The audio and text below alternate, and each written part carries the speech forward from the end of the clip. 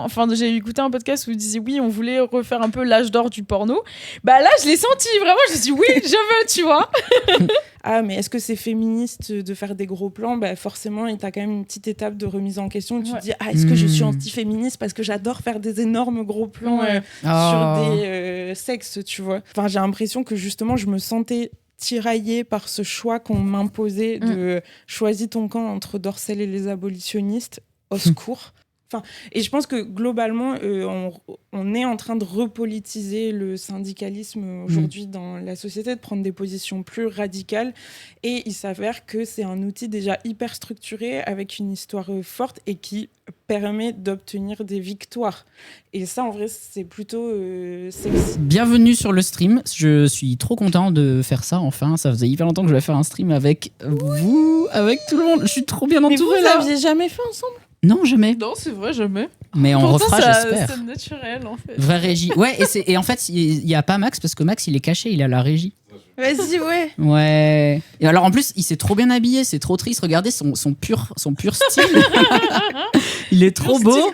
Et il veut même pas être avec nous sur le canapé. Oh là là, quelle tristesse. Voilà. Bon, et bah, bienvenue. Ça fait trop plaisir de vous voir là. Merci à vous d'être là et merci pour les abonnements et réabonnements. Donc là, on est trop bien parce que je suis avec Nonor de Nonor et Don Max qui est hyper forte sur tous ces sujets qu'on va aborder aujourd'hui et avec Robin Chien qui est trop forte aussi.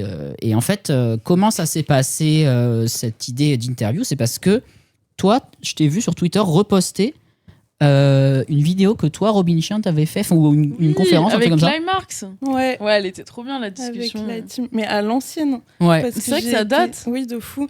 C'était la première fois que je faisais un truc sur YouTube, c'était un peu terrifiant. Oh, mais bon. je trouve que tu t'en es bien sorti en vrai. Ouais, mais c'est grave monté et tout. Enfin, comme d'hab. Là, c'est la première fois que je fais des bails en direct et tout. Du coup, je suis en mode genre... Mais non, t'es trop bien. En plus, toi, tu fais du vlog, donc c'est quasiment presque pareil que du direct. Tu vois, tu te filmes à l'extérieur. Tu vois, nous, là, on est... dans un studio, on est tranquille, quoi. Mais ça, c'est parce que tu tombes dans le panneau, parce qu'en réalité, au tournage, évidemment, il y a un effet direct, mais en réalité, je monte de fou. C'est vrai ? Oui. Genre, tu veux dire que quand tu marches dans la rue, tu dis « Ah non, cette prise, elle est pas bien, on la refait. » Et tu retournes en arrière et tu reviens. Alors, ça peut m'arriver de faire ça, mais c'est surtout l'écriture, elle se passe au montage de fou. Enfin, déjà, je coupe, j'enlève tous mes « toutes mes hésitations. Il y a des phrases que je remonte pour que ça ait du sens et tout. Enfin, je suis pas du tout... C'est pas du tout spontané. On va essayer de se mettre à l'aise pour être le plus spontané possible. Ici, de toute façon, c'est sur Twitch, le format, il appelle à ça, c'est du direct, on se plante, on fait des bêtises, on dit des bêtises parfois. Il y a le chat. Ouais, il y a le chat pour des fois soit nous aider, soit nous enfoncer encore plus, ça dépend. Hein, ils font ça peut arriver. Ouais. Non, mais on veut ça. Là, ils disent que vous êtes belle, pour l'instant, ils sont très sages. Bon, bah c'est bon. Ça va peut-être pas durer. Je suis pas à l'aise non plus. Tu le vois celui-là et celui-là, il te met à l'aise ou c'est comment ? Salut Couette, c'était pas pour toi que je le faisais, t'inquiète. Oh, coucou Couette, ça va ? Oh, mais qui dit ça ? C'est beaucoup trop mignon. Bianca de la Noche dit « J'adore ton taf ». T'as vu les gens, tu vois, je te dis, c'est ça qui est agréable, ça renforce ton ego. Et après, tu vois, t'as envie de parler bien. Voilà, c'est ça. Genre, tu devrais te lancer sur Twitch, Robin, franchement. C'est tout ce qui te manque dans la vie. Hein. Il manque juste 50 écrans, 40 caméras, 10 lights. Oui. Ah, là, on s'est un peu donné sur le plateau. C'est ça aussi. Il est trop confort, le canapé. Ouais, et regarde, en plus, on a Coucougnette. Comme on va parler de cul, peut-être. C'est Robin qui m'a offert les Glooby Eyes. Et comme ça, on a le vrai personnage. En fait, c'est Don Max. Parce que, voilà, il est là. Vas-y, Don Max, tu peux parler, s'il te plaît ? Attends, vas-y, parle. C'est terrible ce qu'il me fait. Hein. C'est terrible. Hein. Ça me fait beaucoup de mal. Attends, Don Max, est-ce que tu peux nous dire qu'est-ce que c'est, on va dire, ta texture préférée ? C'est vraiment une question bizarre. Les gens ont des textures préférées ? Bah, toi, je pense que oui, parce que t'es quand même. C'est la soie, évidemment. Ah ouais, monsieur se fait plaisir. Ouais. J'ai dit au pif. Hein. Il dit la soie parce qu'on est à soie sur le canapé, voilà. Mais c'est une matière et non une texture. C'est pas faux. Ah. Waouh. Oh. Et voilà. Voilà pourquoi Don Max ne voulait pas venir streamer avec nous parce qu'il en a marre de se faire il a pas le reprendre. niveau en fait. Oh non, c'est pas vrai. Et franchement, d'ailleurs, merci à lui de m'avoir aidé à monter le plateau parce que là, il fait la régie comme un boss. Mais on va parler de ton parcours justement, je pense. Vas-y, on peut commencer comme ça, non? Ouais, grave. Qui c'est qui commence? Vas-y, commence. Bonjour tout le monde. Dites-nous aussi si les micros ils sont assez forts, le chat, Ouais. n'hésitez pas, s'ils sont pas trop forts, ou voilà. Et ça me stresse qu'il y ait de l'espace au-dessus de ma tête, mais Tiens-toi droite alors. Tiens-toi comme ça. je me tiens droite. Moi, attends, j'enlève mes chaussures. Mais Et sinon, on peut baisser la caméra si tu veux. Non, Garde. je fais n'importe quoi. Alors, moi, c'est Robin. Je suis. Comme ça. Ouais, là, c'est mieux. Ok. Désolée. Là, Parce que, c'est- du elle coup, est réalisatrice. Oui, j'ai l'habitude de me filmer. Insupportable en fait. Ah oui, la question c'était aussi de savoir si j'étais autoritaire sur le tournage. Du coup, oui. j'ai des petites fixettes comme ça sur les cadrages. Mais non, mais c'est mieux. Sinon, j'avais l'impression d'être un abo. En C'est- mode, Mais en fait, c'est vraiment le cadrage Twitch. C'est vraiment, je pense que c'est une convention qu'on a et qui est nulle, tu vois. C'est genre, par exemple, il y a un streamer qui s'appelle Amine Mathieu et c'est très connu que son cadrage, il est genre comme ça. c'est C'est un truc de ouf. je Ouais, savais il est pas. comme ça. C'est horrible. Ouais, mais Enfin, en non. fait, c'est devenu une blague presque. Parce qu'au début, Ok. je pense qu'il a dû se faire chambrer parce que son cadrage était gaze. Et après, il est allé vraiment hyper extrême dans ce truc-là. Il a un décor somptueux. Et, Mais il c'est a vrai tout baissé. que parce qu'ils aiment bien qu'on voit leur derrière et tout, genre le reste de leur baraque. Leur derrière. Mais t'es déchaîné toi, wesh, Mais non, qu'est-ce qui t'arrive? Mais je sais pas, genre, c'est le premier truc auquel je pense. Leur derrière. Mais non, mais tu sais, leur appartement et tout, avec tous leurs trucs, non? C'est pour ça qu'ils ont un cadrage un peu bizarre, je trouve. Non, Montrez je sais vos pas. derrière. Bah ouais, c'est ça. hein. Non, mais oui, non, mais voilà, vas-y, transforme tout. Non, pardon, désolé. Donc, Représente-toi, Robin.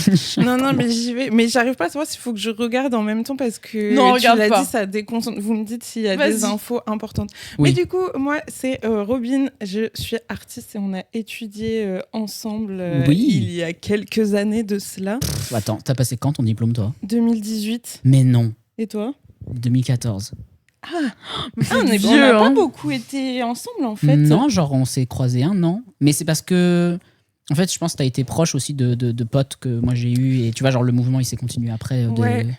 Et puis je pense que t'es revenu à la mine pour les ambiances musique et compagnie. Du coup, Ouais. je pense que c'est comme ça qu'on... La mine qui était le bar de notre école. Ah ouais, carrément. Ouais. Oh, trop bien, trop stylé. On Genre, faisait, vous faisiez quoi? Enfin, c'était quoi le... on faisait plein de B- soirées trop cool. Ouais, en fait, c'était le BDE d'une certaine manière. Ok. Enfin, les gens ils connaissent sous ce nom. Enfin, c'était l'asso étudiante. Il y avait un bar et on organisait des soirées. Enfin, en vrai, moi, j'étais comme tenancière de bar parce que je. Non, mais c'est vrai. dire tenancière de bordel. C'était presque pareil. À cette époque-là. Non, mais on était 3 à faire ça et c'était vraiment je gérais un bar alors qu'on Ok. avait 20 piges et qu'on organisait une soirée par semaine. Trop stylé. Et les bénéfices qu'on faisait, même s'ils étaient minimes, servaient à financer des projets artistiques Ah, trop divers bien. et variés. On augmentait le prix de la pinte de quelques centimes, Ok. qui nous permettait de financer plein de Trop stylé. choses. Et Et on avait aussi un autre truc, c'est qu'on filait les fonds de fût aux pauvres. Tu sais, genre, il y en avait des fois, ils venaient et ils disaient: Tiens, j'ai pas trop d'argent, est-ce que tu peux me filer le fond, le fond oui, du verre, quoi. mais alors oui, parce que là, Peut-être t'as fond pas de- trop fait ça, moi je non, faisais mais ça. si, parce que là, fond de fût, on dirait que c'est un peu chic, alors qu'en réalité, c'est qu'en fait, on mettait une bassine sous la tireuse Ouais. et toutes les gouttes de bière qui débordaient servaient à faire la bière du pauvre. Ok. Du coup, qui était genre sans distribué bulle. gratuitement. Peut-être ouais. ne pas s'en vanter. Ouais, ouais, c'était gratuit. non, mais c'était pour dire que voilà, tarif accessible, quoi. Non, mais de Non, toute mais façon, c'est c'était 1 euro le demi, 2 euros la pinte, donc Ouais. clairement, Ah oui, c'était ça pas, va, ça reste accessible. Voilà, mais tout abus de consommation d'alcool Est un danger pour. Oui. Non, mais je pense à ça parce qu'on se pose vachement la question de la consommation dans les lieux militants en ce moment. Non, mais attendez, il faut que je me présente parce que sinon j'ai l'impression qu'on va parler. Alors, bonjour, je m'appelle Robin, je suis artiste et je fais aussi des vlogs de ma vie syndicale parce que je suis syndicale à CGT. Et la petite particularité, on va parler de ça, j'imagine aussi, c'est qu'avant j'avais une société de production de films pornographiques qui s'appelait Puppy Please et que vous pouvez retrouver sur la plateforme Pink Label TV. J'aurais dû mettre le lien. Mais mets les liens, Max, non, tu peux ou pas? Attends, je les mets. Max, il est dans la régie, là. Je fais, parce que là, comme ça, je parle pas. Ouais. Et voilà. Ah, il y a des camarades de la CGT. Je sais pas s'il y a des gens qui sont de la CGT, là, mais genre, quand ils disent camarades, c'est qu'ils sont des gauchistes, quoi. CGT quoi? On t'a demandé? Mais oui, j'ai vu qu'on avait gagné les élections professionnelles. Bravo. Vous avez gagné, c'est vous qui avez fait Zoran Mamdani? Parce que vous avez gagné. Alors ça aurait pu être intéressant aussi, mais non, en fait, en ce moment, à l'Assemblée, il y a le vote du budget de la sécurité sociale, et ça fait des années qu'on bataille pour avoir des élections professionnelles à la sécurité sociale. Attention, je peux vous tunneliser sur ce sujet qui n'est peut-être pas ultra fun, mais c'est bien. en réalité, on a des camarades qui ont passé des jours et des jours à faire du lobbying ou de la propagande, je sais pas comment on doit dire, pour obtenir des choses pendant des suggestions, pour être gentil. Voilà. Et on a, après c'est hyper compliqué de suivre les trucs à l'Assemblée et tout. Enfin, c'est un peu impressionnant de comprendre les débats, de suivre les actualités et tout ça. Ouais. Et voilà, on a obtenu ce truc qui était suite à un amendement de l'article 5, je sais pas quoi. Et apparemment, on va avoir des suggestions intensives. Voilà. On va obtenir de la démocratie dans la gestion de la sécurité sociale des artistes-auteurs, ce qui est super. Sachant qu'on a, par exemple, quadruplé notre nombre d'adhérents en 3 ans, ce qui est un délire au Snap, et notamment avec la bataille de la proposition de loi de continuité de revenus des artistes-auteurs, qui est en gros l'accession des artistes-auteurs au droit du chômage. Et en vrai, c'est une énorme avancée pour les travailleurs indépendants. Enfin, en tout cas, nous, on le fait à partir de notre place d'artiste, mais l'idée, c'est aussi de... je sais pas, pas de montrer un exemple, mais en fait, c'est quand même un délire conceptuellement que des travailleurs indépendants puissent accéder au chômage. Ouais, c'est pour ça, en fait, faut que tu leur expliques, peut-être ils connaissent pas le régime d'intermittence, et j'imagine que vous voulez essayer de faire un truc un peu similaire au régime d'intermittence pour les artistes qui peuvent pas être considérés comme des intermittents, c'est ça? Oui, en fait, en réalité, donc les artistes-auteurs, du coup, vivent de ce qu'on appelle le droit d'auteur. Donc, le droit d'auteur, c'est un droit qui est en 2 parties. Tu as le droit moral et le droit patrimonial. Le droit moral, c'est le fait que si je fais une œuvre, c'est moi qui l'ai fait et personne ne peut décider de changer l'œuvre ou de dire que c'est quelqu'un qui l'a fait à ma place. Par contre, le droit patrimonial, ça peut être cédé. Et c'est ce qu'on appelle une cession de droits d'auteur. Et donc, en fait, quand tu cèdes des droits d'auteur, c'est comme si tu louais ton œuvre. Donc, en fait, les artistes-auteurs sont comme des propriétaires de leur œuvre, mais ils sont jamais payés quand ils travaillent. Ok. Ah, c'est intéressant. Très rarement. Mais en réalité, le statut actuel des artistes-auteurs, c'est très similaire aux auto-entrepreneurs. En vrai, tu fais des factures, du coup, tu es payé à la tâche. Et non pas du tâcheronnage. Voilà, t'es pas salarié. Et donc l'idée de, en tant qu'indépendant, ouvrir ça aux artistes-auteurs, et du coup aux travailleurs indépendants, c'est hyper intéressant. Et franchement, incroyable en vrai. Un droit au chômage, il y a un truc dans le climat politique actuel, c'est pas hyper à la mode, donc c'est un droit hyper important. C'est clair. Voilà, et ça a fait... je pense que ça nous a fait... quand même, avoir des revendications ambitieuses, globalement, c'est la meilleure communication possible. Donc forcément, on a plus d'adhérents, on arrive à toucher des sujets plus variés, comme cette question de la gestion de notre sécurité sociale, où en fait, il y avait d'énormes manquements dans la gestion. Enfin, il y a eu... il n'y a pas eu de collecte de cotisations, il y a eu des histoires d'énormes parachutes dorés par les gens qui géraient ce truc-là. Enfin, il y avait plein de scandales et du coup, là, cette bataille qu'on vient d'obtenir, je crois, c'est quelque chose d'important. Ah ouais, c'est incroyable en vrai. C'est vrai que c'est intéressant le truc d'ouvrir des droits potentiellement à tous les travailleurs indépendants parce que ça va concerner de plus en plus de gens avec les évolutions du capitalisme actuel. Donc, Tu penses à quoi par exemple ? aux livreurs Uber, à plein de gens comme ça, tu vois, en indépendant et tout. Et même pour les TDS, pour toute une partie de meufs de OnlyFans et tout. Donc c'est vraiment... Enfin, je trouve ça hyper stylé. Je pense qu'en fait, il y a plein de... Enfin, il y a des gens qui estiment que le travailleur type artiste, c'est un peu le travailleur idéal du néolibéralisme, en mode passionné, qui ne compte pas ses heures, hyper flexible, qui est créatif. Et en fait, je crois qu'on a envie, en tant que syndicat, d'apporter une vision du travailleur artiste qui fait modèle pour un autre type de société que la société néolibérale. Et du coup, revendiquer la rémunération du travail.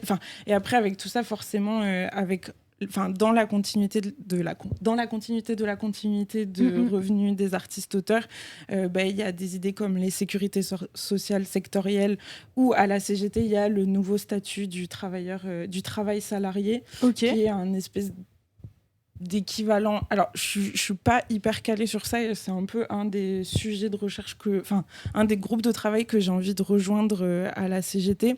Mais j'ai l'impression qu'on peut faire des parallèles entre ça et le salaire à vie. Ouais. Si on continue dans l'idée du communisme. Ouais, mais en plus, toi, t'avais grave entre guillemets flashé sur Bernard Friot et tout. C'est un peu genre dans tes vlogs, c'est un peu ta love story. Alors attends, en fait, genre ton premier crush. Ouais, c'est ça. Je t'interromps un peu parce qu'on n'a même pas présenté Nonor. Et en fait, la dernière fois, c'est trop drôle parce que la dernière fois, je regardais le Zawa Show et c'est exactement ce qui s'est passé. On a commencé à tunneler, enfin, ils ont commencé à tunneler et personne t'a présenté. Et ça, c'est pas gentil. Moi, je veux pas qu'on t'oublie parce que, genre, c'est aussi grâce à toi que, en fait, ce stream il est possible et aussi grâce à Max qui est à la régie, mais qui est quand même normalement intervenant aussi. Mais s'il a des questions tout à l'heure, il pourra un peu prendre ma place. On pourra se passer le relais. Ça et navigation partagée aussi, moi qui m'avais relayé votre petite conversation et du coup j'étais en mode trop mignon. Ouais. Mais navigation partagée, c'est vrai que dans le dernier stream qu'on avait fait justement où on revenait sur les débats actuels sur Twitter qui sont vraiment très très chiants, mais en fait que je trouve qu'ils font écho à toutes les discussions dont tu parles et je vois qu'en effet genre au sein de la CGT il y a quand même des discussions qui sont intéressantes et qui sont pas dans un marxisme orthodoxe classique un peu réac et qui vous voit avec un peu de peur toutes ces questions-là par rapport au statut d'indépendant, etc. Donc je trouve que finalement, là tu montres qu'il y a plein de marxistes qui sont très basés et qui réfléchissent à toutes les évolutions du capitalisme et y compris prendre en compte les travailleuses du sexe. Et donc incroyable, c'est pour ça que je suis très très contente d'avoir cette discussion. Mais du coup, nous on parle de ces sujets-là avec Max un peu sur Twitch, du travail du sexe, du féminisme, mais plutôt sous un angle pro-sexe. Et sinon, on parle d'actualité. Max, il parle un peu d'antiracisme. Donc voilà. En tout cas, je suis trop contente de la conversation. Là, ça me passionne vraiment. On a déjà bien commencé là, mais je suis hyper contente. Tu rentres direct dans le... Vraiment, tu rentres direct dans le lard. J'ai une très grande capacité à tunneliser sur la CGT de manière générale. Mais c'est super. C'est exactement pour ça qu'on t'a invité. Parce qu'en fait... tu vois, nous, on a un peu souvent, tu sais, genre les tweetos, les militants sur Internet et tout, on a un peu cette vision peut-être... on va dire un peu on a des a priori sur la CGT, tu vois, et on a non mais vraiment genre je te dis honnêtement, on a des a priori un peu négatifs sur la CGT, sur le syndicalisme parce que on a eu l'impression ces derniers temps que ça a beaucoup ralenti, temporisé, freiné des luttes qui nous semblaient importantes et où on a l'impression que ça fait un peu de la bureaucratie et que ça avance pas. Mais en fait, c'est parce qu'on est en dehors de la CGT et qu'on se rend pas compte que déjà toutes les CGT sont pas équivalentes, elles se valent pas toutes, elles ont pas toutes les mêmes envies, que tous les syndicats n'ont pas non plus. Enfin, tu vois, il y a des syndicats qui sont, on pourrait presque dire, de droite, genre la FNSEA, des trucs comme ça. Et donc, voilà. Et donc, moi, je trouve ça intéressant aussi qu'on ait vraiment un point de vue de quelqu'un qui politiquement est plus proche de nous, plus aussi pro-pute, etc., etc. Après, j'ai l'impression qu'il y a aussi un gros gap entre ce que les... Enfin, moi, je me pose plein de questions de plus en plus... Parce que je pense que moi, j'avais beaucoup d'a priori aussi sur la CGT. Et je pense qu'il y a un gap aussi entre... Enfin, je me demande aussi ce qui relève de l'antisyndicalisme et de l'anticommunisme un peu basic, et qu'en fait, des fois, on intègre parce que c'est juste ultra présent dans la société. Et j'ai l'impression qu'aussi, il y a un énorme fantasme sur ce qu'est la CGT, que limite Sophie Binet aurait un espèce de pouvoir sur la CGT, alors qu'en réalité, et je pense que ça va être un des prochains sujets de vlog, parce que là, il y a quelques semaines, du coup, j'ai été mandatée au congrès de la Fédération Spectacle, parce que, je sais pas trop à quel point les gens connaissent le système de la CGT. Mais en fait, tous les syndicats, donc c'est-à-dire comme le SNAP, ont leur autonomie de décision, et de même ils décident de se fédérer. Donc par exemple à la Fédération Spectacle, qui elle-même est fédérée à la Confédération. Et donc ça, c'est un premier maillage sectoriel, donc comme un premier réseau, qui est aussi en parallèle d'un autre réseau, qui est un réseau local, où chaque syndiqué est rattaché à une union locale, elle-même rattachée à une union départementale. Je crois qu'il y a aussi un niveau régional, mais je ne crois pas que ça s'appelle union régionale. Et souvent en lien avec les bourses du travail. Ça, c'est un peu l'histoire de la CGT qui associe comme ça les bourses du travail, qui sont elles-mêmes toutes confédérées à la grande confédération. Mais en fait, tous ces petits organes-là ont leur autonomie de gestion. Et des fois, il y a des syndicats qui sortent de la CGT, il y en a qui rejoignent. Et c'est un espèce d'aller-retour permanent entre, du coup, on se réunit dans des contextes démocratiques pour prendre des décisions qui sont remontées et qui redescendent. Enfin, il n'y a pas un truc de quelqu'un dit quelque chose en haut et hop, ça descend. Et je sais pas, et après je pense que c'est pas non plus possible de débarquer tout seul dans un syndicat et de changer le syndicat et comment il marche. Par contre, j'ai l'impression que par exemple au SNAP, on a été plein de jeunes syndiqués à débarquer et à apporter et moi-même j'étais pas la première, ça a été juste... Et je pense que globalement, on est en train de repolitiser le syndicalisme aujourd'hui dans la société, de prendre des positions plus radicales. Et il s'avère que c'est un outil déjà hyper structuré, avec une histoire forte et qui permet d'obtenir des victoires. Et ça, en vrai, c'est plutôt sexy. Et du coup, même si... Évidemment, il y a des trucs... moi, des fois, j'ai envie de m'arracher les cheveux parce que même si moi, j'incarne cette position en étant syndiquée, quand même, je peux littéralement... il y a une culture du débat que souvent, du coup... Des âgés. Voilà. Interminable. Que quand tu apportes des nouvelles idées, tu perds le débat. Mais en tout cas, moi, de mon expérience de mes 4 ans de syndicat à la CGT, j'ai l'impression d'avoir vu les choses tellement bouger, d'avoir tellement été entendue, d'avoir... que finalement, ce que je trouve chiant ne fait pas le poids par rapport à ce que moi j'ai expérimenté de victoire. Ce qui après reste très situé, parce qu'on parlait des luttes des TDS et parce qu'en plus je pense que la pornographie c'est spécifique aussi à l'intérieur, parce que en l'occurrence la pornographie c'est du cinéma, c'est du spectacle, bref, on peut débattre longtemps sur ça, mais en tout cas moi je parle d'un point de vue de réalisatrice, productrice. D'ailleurs, suite à la vidéo avec Climax, on avait il y avait eu ce débat où justement moi j'avais été présentée comme une patronne. Quelqu'un avait réagi, mais bon, j'imagine que ça regroupe un peu le débat plus large. Voilà. Ouais, totalement. Là, c'est vraiment les débats Twitter du moment, hein. Le truc mais de petits bourgeois et tout. Même mais c'est marrant parce que ils vont être très fréquents par rapport à la question du TDS, beaucoup moins par rapport à la question des artistes-auteurs, alors qu'en réalité on l'est tout autant. Bah oui, non, totalement. Y aurait-il un enjeu de moralité dans ces discussions? Tiens. C'est hyper intéressant en vrai, je trouve. Mais même, peut-être revenir sur la position de la CGT sur le travail du sexe, si tu peux développer un peu, et sur toi, ce que tu as senti qui était possible et ce que tu as senti qui était moins possible à faire à ton niveau. Genre, si t'as essayé. Enfin, comme tu disais, tu as quand même ce truc-là un peu de cheval de Troie où tu essayes quand même de ramener ces sujets-là un petit peu dans ton militantisme. Ouais, alors, je pense que c'est compliqué de répondre à cette question parce que je pense que autant à un moment, j'étais un peu dans une incompréhension totale parce que clairement, la CGT a une position abolitionniste. Et du coup...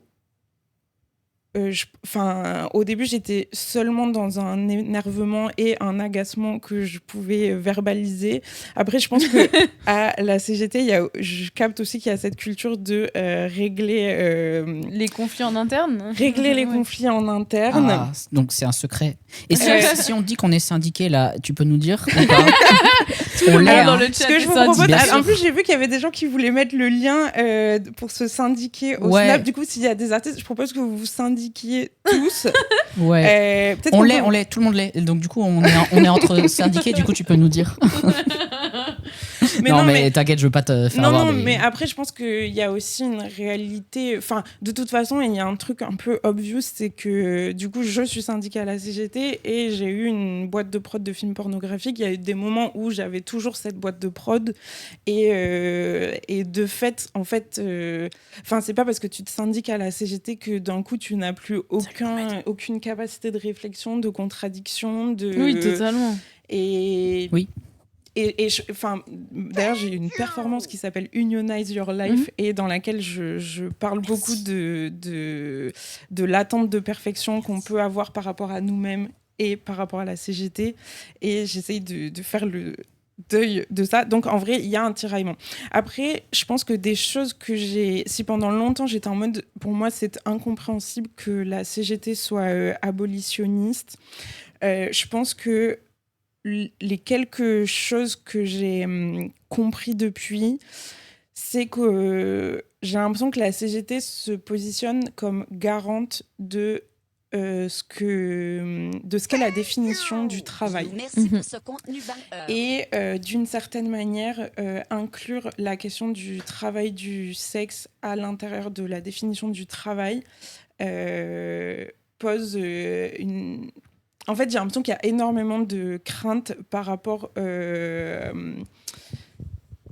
Bon, je vous répète ce que j'ai entendu et que je ne sais pas si je suis d'accord avec ça. Oui, vas-y. Que, en gros, potentiellement, ouvrir ça pourrait ouvrir à ce que...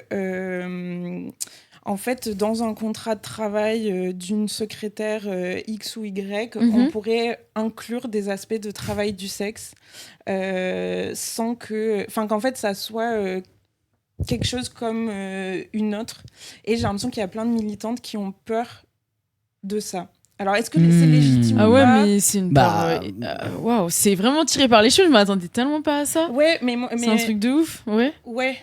Mais moi aussi, j'avoue, pour l'instant, je partage un truc que j'ai entendu et j'étais en mode je l'ai pas résolu. Ok, c'est intéressant, mais je me demande Et en fait, moi, ce que je pensais, c'est aussi de me dire, si on part du principe d'on reconnaît le travail sexuel, ça veut dire qu'on va devoir reconnaître le travail sexuel des femmes, genre hétéros, femmes au foyer et tout, non tu payé, vois, qui non payées aussi. C'est ça. Donc moi, je vois plutôt le côté en mode ça pourrait dans l'autre. tirer vers ça, parce que pour ce qui est des violences sexuelles au travail, ça arrive souvent, et du coup, pour le coup, elles sont pas payées, et ni pris en compte, ni rien du tout.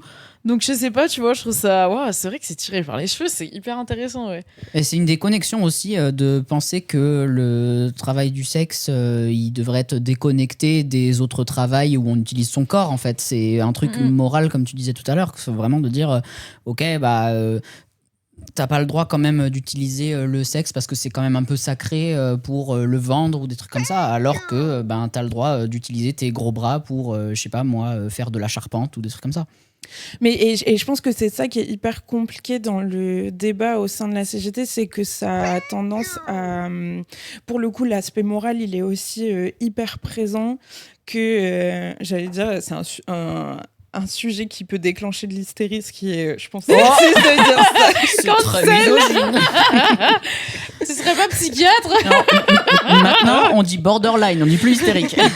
Les nouveaux mots. Non, mais j'ai l'impression que c'est un sujet qui implique émotionnellement très fort les gens, qui peut déclencher en fait vraiment qui déclenche un truc, des réactions fortes, épidermiques et du coup j'ai l'impression que c'est dur d'arriver à ôter l'aspect moral et je pense pour moi la première en fait je pense qu'on est aussi pétri de oui totalement, même moi quand j'étais productrice quand je faisais ça ça me posait vachement de questions en plus j'ai l'impression que dans mes vlogs j'ai un peu cette habitude de partager tout ce qui me traverse en termes de doutes, de nani nana, et comme c'est un tu vois, en plus, quand tu prends la parole sur ça, c'est des mots en mode t'es patronne, t'es proxénète, du coup, il y a toujours un espèce de travail de mise à distance à faire.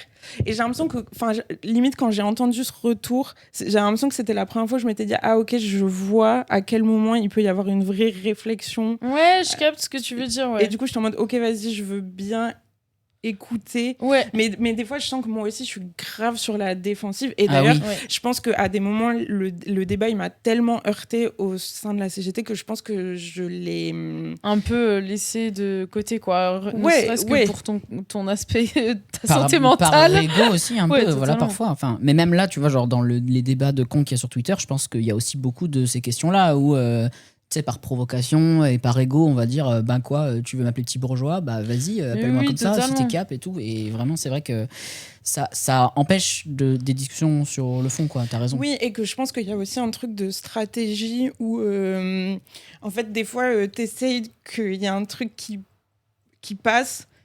T'essayes une fois, deux fois, si ça passe pas, en fait, faut un peu économiser ses forces. Ouais. Après, il y a des endroits où, et typiquement par rapport à la question du porno, ça pose aussi. Il y a énormément d'actrices qui travaillent en auto-entrepreneuriat, alors qu'en réalité, tu n'as pas le droit en réalité, s'il y a écrit interprète de tel rôle, ça tombe. C'est censé être de l'intermittence.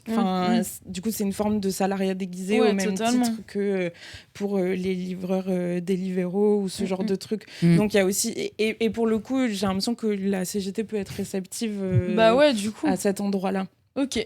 Voilà, mais ça a été... Oui, mais les faits montrent que c'est pas tellement le cas en soi, non? Aussi, genre sur les... Ouais, je sais pas, il y a des cas concrets, tu dirais, où la CGT a intervenu, enfin pas intervenu, mais que des actrices ont recours à un peu la CGT pour dire j'aimerais bien me faire valoir mes droits, ou je sais pas, genre... Ouais. Ah, ok. Ok, c'est hyper intéressant. Surprenant, je me hyper intéressant imaginé. du coup. Et du coup, tu peux détailler, ou genre si t'as un exemple précis, ou... En tout cas, Bon, attends, parce que j'ai pas non plus envie de créer un espèce de fantasme en mode... Non, mais intéressant de savoir que quand même la CGT,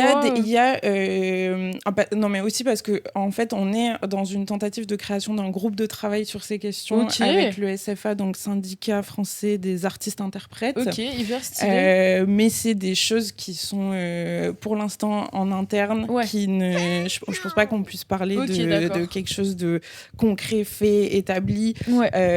Pour l'instant, en plus, je pense qu'on a... Du coup, quand tu es à l'étape du groupe de travail, ça veut dire qu'il n'y a même pas de revendication, qu'il n'y a même pas de... Oui, mais ça amorce quand même quelque chose, quoi. C'est quand même un bon signe, non? Après, le truc, c'est qu'en fait, en l'occurrence, ces personnes-là existent. Je suis à la CGT et j'ai eu une boîte de prod de films porno et j'ai été réalisatrice.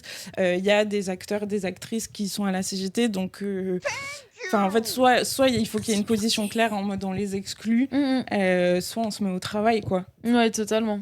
Et je pense qu'après, de toute façon, nous, dans notre document d'orientation au Snap, on a cette solidarité entre tous les travailleurs, même si à la CGT, normalement, c'est une solidarité avec les travailleurs salariés. Okay. Et donc, c'est plutôt une originalité d'avoir des travailleurs indépendants comme nous. Mais en attendant, on est là depuis 77, donc ça va faire 50 ans maintenant. C'est pas une lutte récente. Donc, il faut qu'on arrive à avoir une position politique de gauche sur la question du travail. Trop stylé en vrai. Ouais, parce que je trouvais ça intéressant dans ton vlog, à un moment tu dis que tu t'es revendiqué comme artiste à partir du moment où tu t'es syndiqué, et je trouvais ça intéressant si tu peux revenir là-dessus, parce qu'il y a un truc que je trouve intéressant, mais c'est ce que beaucoup de féministes marxistes disent, qu'en mode le truc qu'on a besoin de performer une authenticité maintenant dans son travail, qui est un truc un peu du néolibéralisme, où t'es obligé de dire que t'aimes ton travail, que tu l'as choisi par vocation, etc. Ça fait que aussi du coup on va te baiser après sur ton salaire, sur tes droits, etc., parce que sous prétexte que tu fais ça par passion. Et je trouve ça intéressant parce que pour le statut d'artiste, c'est typiquement, le métier d'artiste, typiquement le sujet, mais sur la pornographie aussi, ça l'est. Et du coup, ce que t'as dit là, ça a tout de suite fait résonner là-dessus. Donc si t'as des trucs à dire par rapport à ça. Et moi, pour poser une question subsidiaire, est-ce que c'est pas aussi un truc de sentiment d'illégitimité que nous, on peut avoir de se dire artiste, parce que c'est un métier qui est tellement chargé de... En fait, qui s'appelle artiste, qui ne s'appelle pas artiste, malgré le fait que nous, on ait fait une école d'art, donc en théorie, on serait légitime à devoir s'appeler artiste, même si nous, on considère qu'il y a des gens qui font pas d'école d'art qui sont tout autant légitimes. Mais quand ça s'adresse à nous, tout de suite, on est attrapé par ce sentiment, ce syndrome de l'imposteur qui dit que, en fait, on n'a pas envie de se... On dit, quand on nous demande qu'est-ce que tu fais dans la vie, on va pas dire qu'on est artiste, on va dire je fais de l'art. Genre, on va se définir plutôt par nos actions que par notre statut, parce qu'il est plus difficile à défendre. Bref, ça fait 2 questions, mais... Ouais. Ça me fait réfléchir à plusieurs choses. En fait, parce qu'en vrai, ce sentiment de légitimité, il s'est fait un peu en 2 temps, et ça me donne envie de... Sauf que je simplifie pour les vlogs pour que ce soit plus inspirationnel. Mais en réalité, il y a le moment où j'ai commencé à me revendiquer artiste. Non, mais c'est fou parce que j'ai quand même fait 5 ans d'études en école d'art. Du coup, tu pourrais dire, quand même. Limite, ça ressemble à de la fausse modestie de pas se dire artiste quand. En fait, c'est peut-être ta strate, en fait. Tu vois, c'est pour que tu dises merci, Robin. En fait, on est tous pareils, parce que, il y en a plein parmi nous qui, une fois qu'on sort des écoles d'art, des 5 ans d'études, on n'a rien et on doit tout construire. On nous apprend pas, en fait, direct, clé en main, après avoir fait notre master ou je sais pas quoi, à travailler, à se professionnaliser. Donc, Ouais, de fou. Et je pense que du coup, la première stratégie, c'est de dire ce truc en mode je fais de l'art plutôt que... Enfin, je suis pas vraiment artiste. Et en fait, en démarrant Puppy Please, en faisant des films, finalement, j'ai l'impression que c'est devenu... finalement, me revendiquer comme artiste tout en faisant de la pornographie, j'ai l'impression qu'il y avait un truc... en fait, la pornographie, c'est tellement... marginalisé, voire mais pas dans un truc cool, c'est vraiment un truc genre mis à l'écart, tu vois, je sais pas, j'avais envie d'utiliser un verbe qui comme mis à l'écart, et du coup j'avais l'impression je me disais j'avais l'impression de quand même reconnaître mais j'ai quand même 5 ans d'études dans une école d'art, du coup finalement est-ce que me revendiquer artiste tout en faisant de la pornographie, est-ce que finalement... j'avais l'impression que ça a créé un effet en mode de... Je me disais, c'est marrant de jouer, là, j'imagine à chaque fois une scène dans un covoiturage en mode oui, bonjour, je suis artiste. Donc là, je me dis, les gens ont une certaine projection, et que tu vois, t'enchaînes avec oui, je fais des films pornographiques. Je suis artiste, regardez mon art, et tu leur montres, et là, ils font... mais c'est vrai que j'avais l'impression que j'avais, même dans mon book et mon site, quand je l'ai fait à ce moment-là, je m'étais dit, je veux un truc qui a l'air hyper... artistique, tu vois, en mode bien sérieux, bien... Est-ce que c'est pas justement une manière aussi de déjouer ce côté pas du tout respectable, crade de la pornographie, où on s'imagine jamais que c'est de l'art, quoi. S'il y a bien un truc qu'on pense pas, mais même dans la définition de... la catégorie pornographique, parce que de base, la catégorie de pornographie, c'est juste pour contrôler un type de contenu qu'on met à la marge de l'espace public, et protéger en soi-disant les publics qui pourraient être atteints par la pornographie, donc les jeunes et les femmes, au nom de la dignité humaine, de la protection de l'enfance. Enfin, en gros, c'est une catégorie vraiment d'action publique, en fait, la pornographie. Et du coup, dans cette catégorie-là, on va exclure, on résume au truc avec la distinction érotique pornographique. S'il y a un peu plus que du contenu purement masturbatoire, c'est de l'érotique. S'il n'y a pas que ça, c'est de la pornographie. Mais on voit là que la distinction, elle tient plus, il n'y a plus rien qui tient, et c'est juste une espèce de distinction morale pour rejeter tout ce qu'on estime pas non, valeur, comment ils appellent là, le genre un peu les nouveaux pornos, quoi, le porno alternatif, ils vont appeler ça, tu vois. Et du coup il y a des stratégies aussi un peu de distinction, j'imagine aussi, ou au moins pour dire j'existe, quoi. Pourquoi Michel Onfray, il a parlé de ça? Je sais pas, j'ai lu un truc dans le chat. Comme quoi, oui. La distinction était Michel Onfray, quoi. J'ai pas la ref. Mais non, je trouve ça intéressant aussi de revaloriser, de dire non, c'est de l'art que je fais, quoi. Ouais, moi, j'avais un peu limite un truc un peu bourrin en mode. Tu vois, quand les gens me disaient non, mais tu vois bien que la pornographie, c'est pas comme le cinéma ou quoi. Enfin, d'être un peu en mode.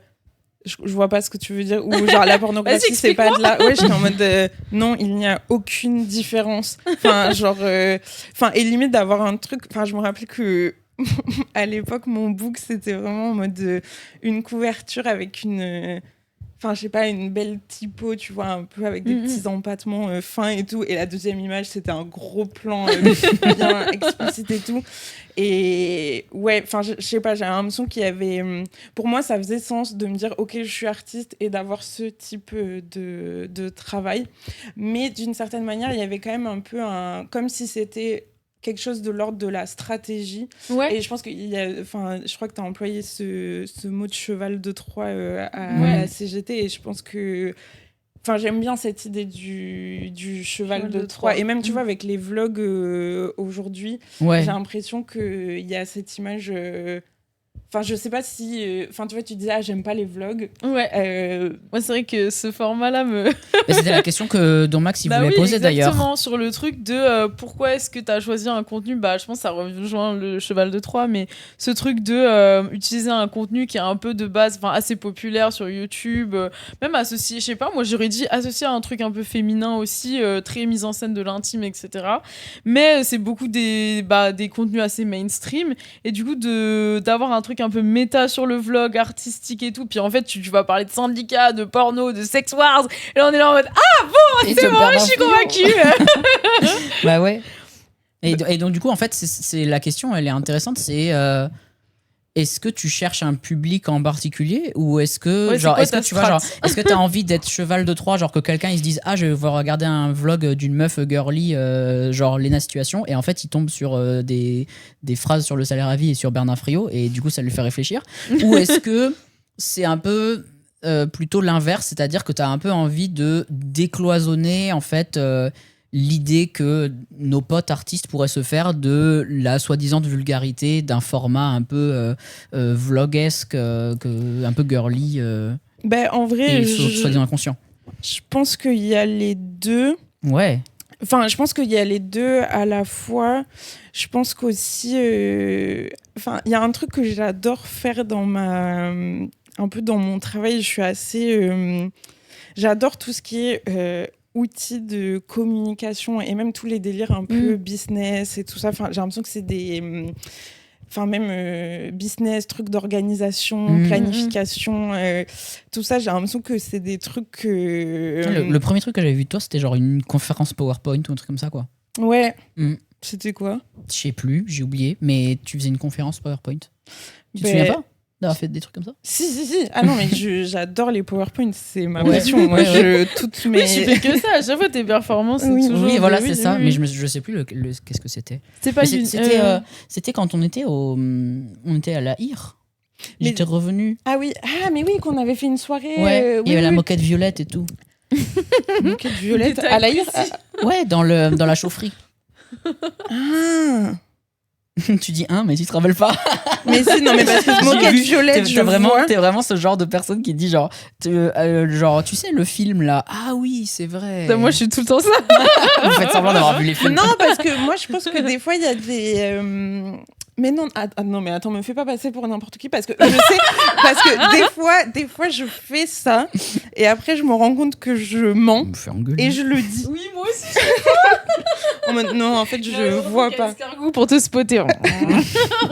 Mais non, mais cette moquette violette, elle peut que forcément nous dire quelque chose vu que c'est les moquettes récupérées du centre d'expo et qu'en fait, c'est sûr que j'ai quand même vu une moquette violette. Oui. Mais il faut que j'arrive à connecter à cette soirée. Et ceci dit, je pense que c'était une performance qui s'appelait Ce que le porno dit des conditions de travail des artistes-auteurs, qui était une conférence d'1 heure. Incroyable. Sur ce que la pornographie m'avait appris sur...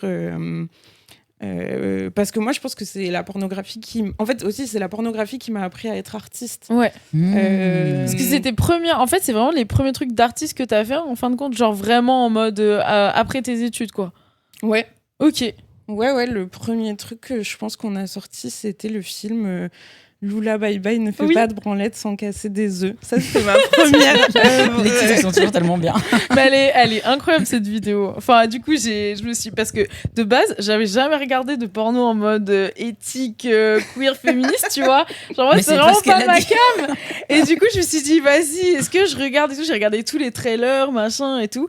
Je me suis dit, vas-y, c'est bon aussi. J'ai jamais payé dans ma vie pour du porno, je vais le faire. Du coup, j'ai un abonnement d'1 mois, donc je vais pouvoir. Ah, mais c'est trop bien sur Pink Label TV. En plus, t'as énormément d'archives. Énormément de contenu. Enfin, il y a... Faut trop que t'en prennes pour React. Mais bah que non, mais je vais faire sur Kik.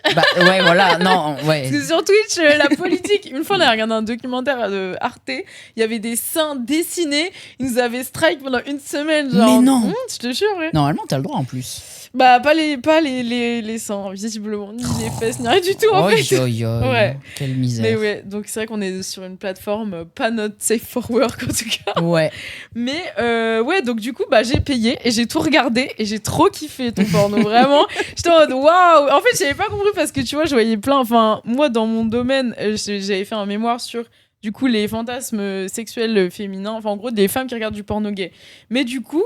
J'avais lu plein de gens comme Florian Voureux et tout, et qui eux projettent du porno genre en classe et qui débriefent et tout dans leurs cours. Florian Voureux, c'est un sociologue.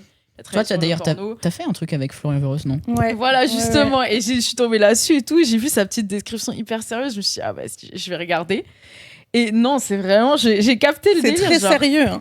Mais j'adore, justement, ouais, c'est ça que j'avais peur, c'est que des fois, genre, je trouve le porno un peu, éthique 2.0, tu vois.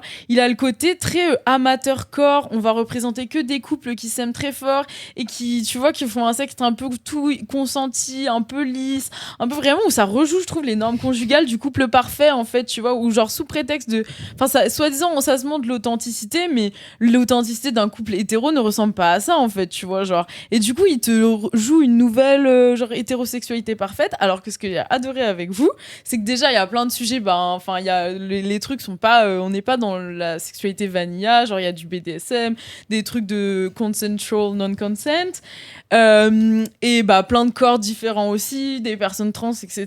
Et il y a aussi le truc il y a des scénarios, et j'adore les scénarios, tu vois. Non mais oui, tu rigolais trop tout à l'heure quand tu regardais. Mais oui, je kiffais trop. En plus, déjà, c'est drôle. Et en plus, le scénario, tu te prends dedans, tu vois. Donc, je veux dire, ça, je trouve que... c'est vrai, quand vous disiez à un moment... Enfin, j'ai écouté un podcast où vous disiez, oui, on voulait refaire un peu l'âge d'or du porno. Là, je l'ai senti. Vraiment, je me suis dit, oui, je veux, tu vois. Toi, tu les as regardés? Non. Je vais t'envoyer les codes. J'ai pas eu le temps, mais je veux trop regarder, ouais. Franchement, ça a l'air trop bien. Mais oui, non, mais j'ai l'impression qu'on ouvre plein de portes parce que en plus j'ai encore la question sur la question de artiste, mais c'est bon, les onglets sont ouverts, on y reviendra petit à petit. Vas-y. Ouais. Mais cette question de enfin, vraiment, on a beaucoup réfléchi avec Puppy Please, mais en même temps, les films, en vrai, sur les 5 qu'on a sortis, il y en a 4 qu'on a filmés genre 2 jours après s'être rencontrés. Okay. Enfin, bon? Ouais. C'est incroyable. Ouais, en fait, on s'est rencontrés pendant une résidence qui s'appelait le Porn Process et qui visait à réfléchir à la fabrication des pornographies contemporaines en 2019. Ok. Et 2020 par là, je sais plus. Pendant le Covid? Non, alors 2019. Avant, du coup. Ouais. Ok. Voilà. Et Je suis enquêteur. Toi, tu fais vraiment comme Jésus, quoi. Post-Covid ou avant Covid, genre. C'est Ah vraiment. oui, voilà. Avant CV, Ok. après CV. Vraiment. Et en fait, oui, on s'est rencontrés dans ce cadre-là. Et franchement, on a eu. Enfin, un peu notre histoire, c'est que vraiment, on a eu un espèce de coup de foudre dans le cadre de la caméra où vraiment il y a eu un. En fait, au début. Lula Bye Bye avait besoin de films pour ses clients. Enfin, elle avait besoin de faire des images pour ça. Ok. Moi, franchement, j'étais un peu lost à cette époque. Je savais pas qui j'étais, je savais pas que j'étais artiste. J'étais juste une jeune personne sortie d'école d'art et perdue. Ok. Ouais. Mais j'étais en mode, ah bon, par contre, je sais me servir d'une caméra. Du coup, j'étais en mode, bon, bah, si tu veux, je fais ça. Et apparemment, j'avais pas de. Parce qu'il y a plein de gens qui me disent, ah, c'est ouf que t'aies fait ça. Comme si c'était un truc un peu. Oui, comme si c'était un truc sans sexe. Enfin, la dimension sexuelle, tu veux dire, genre. Oui, enfin, j'ai l'impression que des fois, il y a des gens qui sont en mode de. Enfin, comme si c'était impressionnant d'avoir fait ça. Enfin, comme si c'était, on m'a dit, un move bold. Mais moi, pourquoi? Genre parce que c'était au niveau de la professionnalisation de l'image, au niveau de pourquoi? Non, parce que vraiment, genre, moi j'étais en mode de. Enfin, tu vois, Lula Bye Bye m'a dit, est-ce que tu peux filmer? J'ai dit oui et j'ai filmé, tu vois. Bah oui. Et parce que, par exemple, il y avait beaucoup de personnes pendant la résidence qui se posaient beaucoup la question des gros plans. À toi, est-ce qu'un gros plan peut être féministe ou pas? Ce genre de c'est trucs. super intéressant, tous ces trucs-là. Et c'était quoi qui en ressortait du coup? Je pense qu'au sein de la résidence, il y a eu plusieurs réponses. Et je pense que nous, on a théorisé tout ça après. Mais tu vois, par exemple, tu pourrais te dire que... Enfin, moi, je sais pas si je me définissais féministe, mais en tout cas, je me sentais proche des idées féministes. Et tu vois, je pense qu'il y aurait pu y avoir une espèce de censure de ma part en mode de pas oser faire. Enfin, tu vois, je connaissais Lula Bye Bye depuis 2 jours. Ouais, c'est marrant. C'est pas. Enfin, en l'occurrence, si c'est avéré que je n'avais apparemment pas de frein à l'idée d'aller faire un gros plan.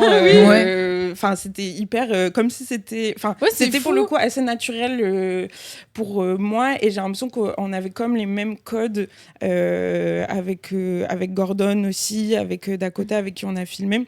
C'était comme si c'était.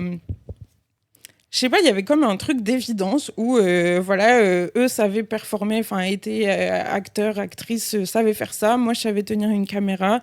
Et en l'occurrence, il y a eu cette espèce de coup de foudre où il s'avère que mon esthétique et la leur a matché hyper vite et qu'on a, en 1 semaine, on a tourné 4 films.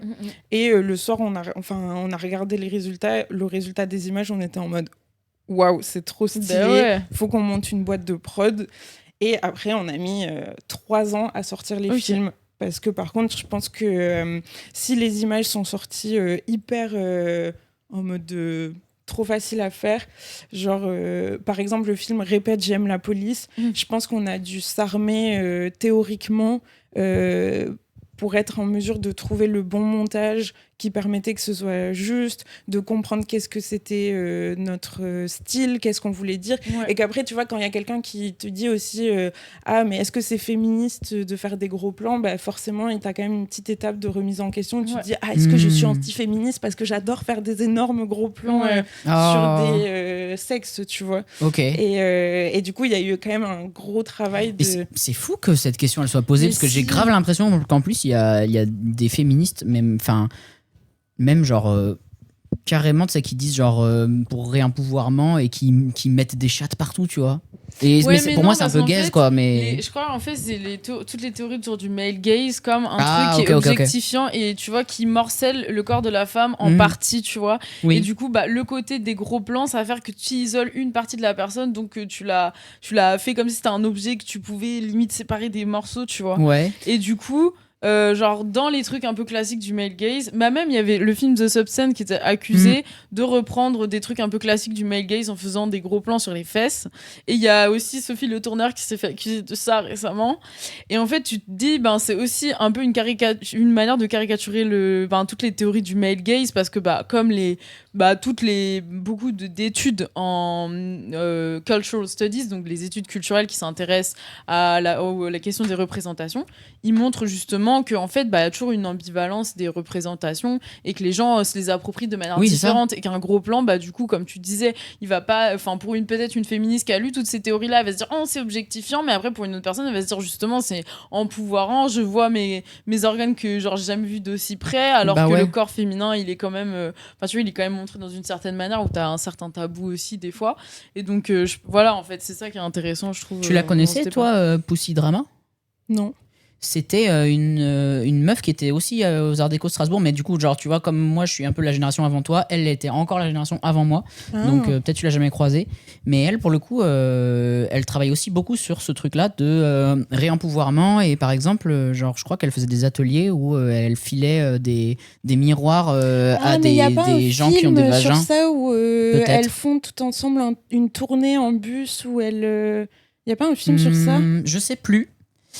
Mais en tout cas, elle filait des miroirs à des personnes qui ont des vagins, et comme ça, les personnes pouvaient voir un peu leur vagin, l'intérieur et tout, comment c'était fait. Et c'était des trucs que ces personnes-là, elles avaient jamais fait en fait, qu'elles avaient jamais pu observer. Il y en avait même qui savaient pas où était leur clitoris et tout. Enfin, donc du coup, c'était vachement stylé quoi. Et, c'est intéressant. Et là, pour le coup, il y avait vraiment aussi ce truc de morcellement du corps quoi. Mais oui, et en tout cas, j'ai l'impression qu'au moment où on faisait les Bisous films, Child. où oh, tu vas où?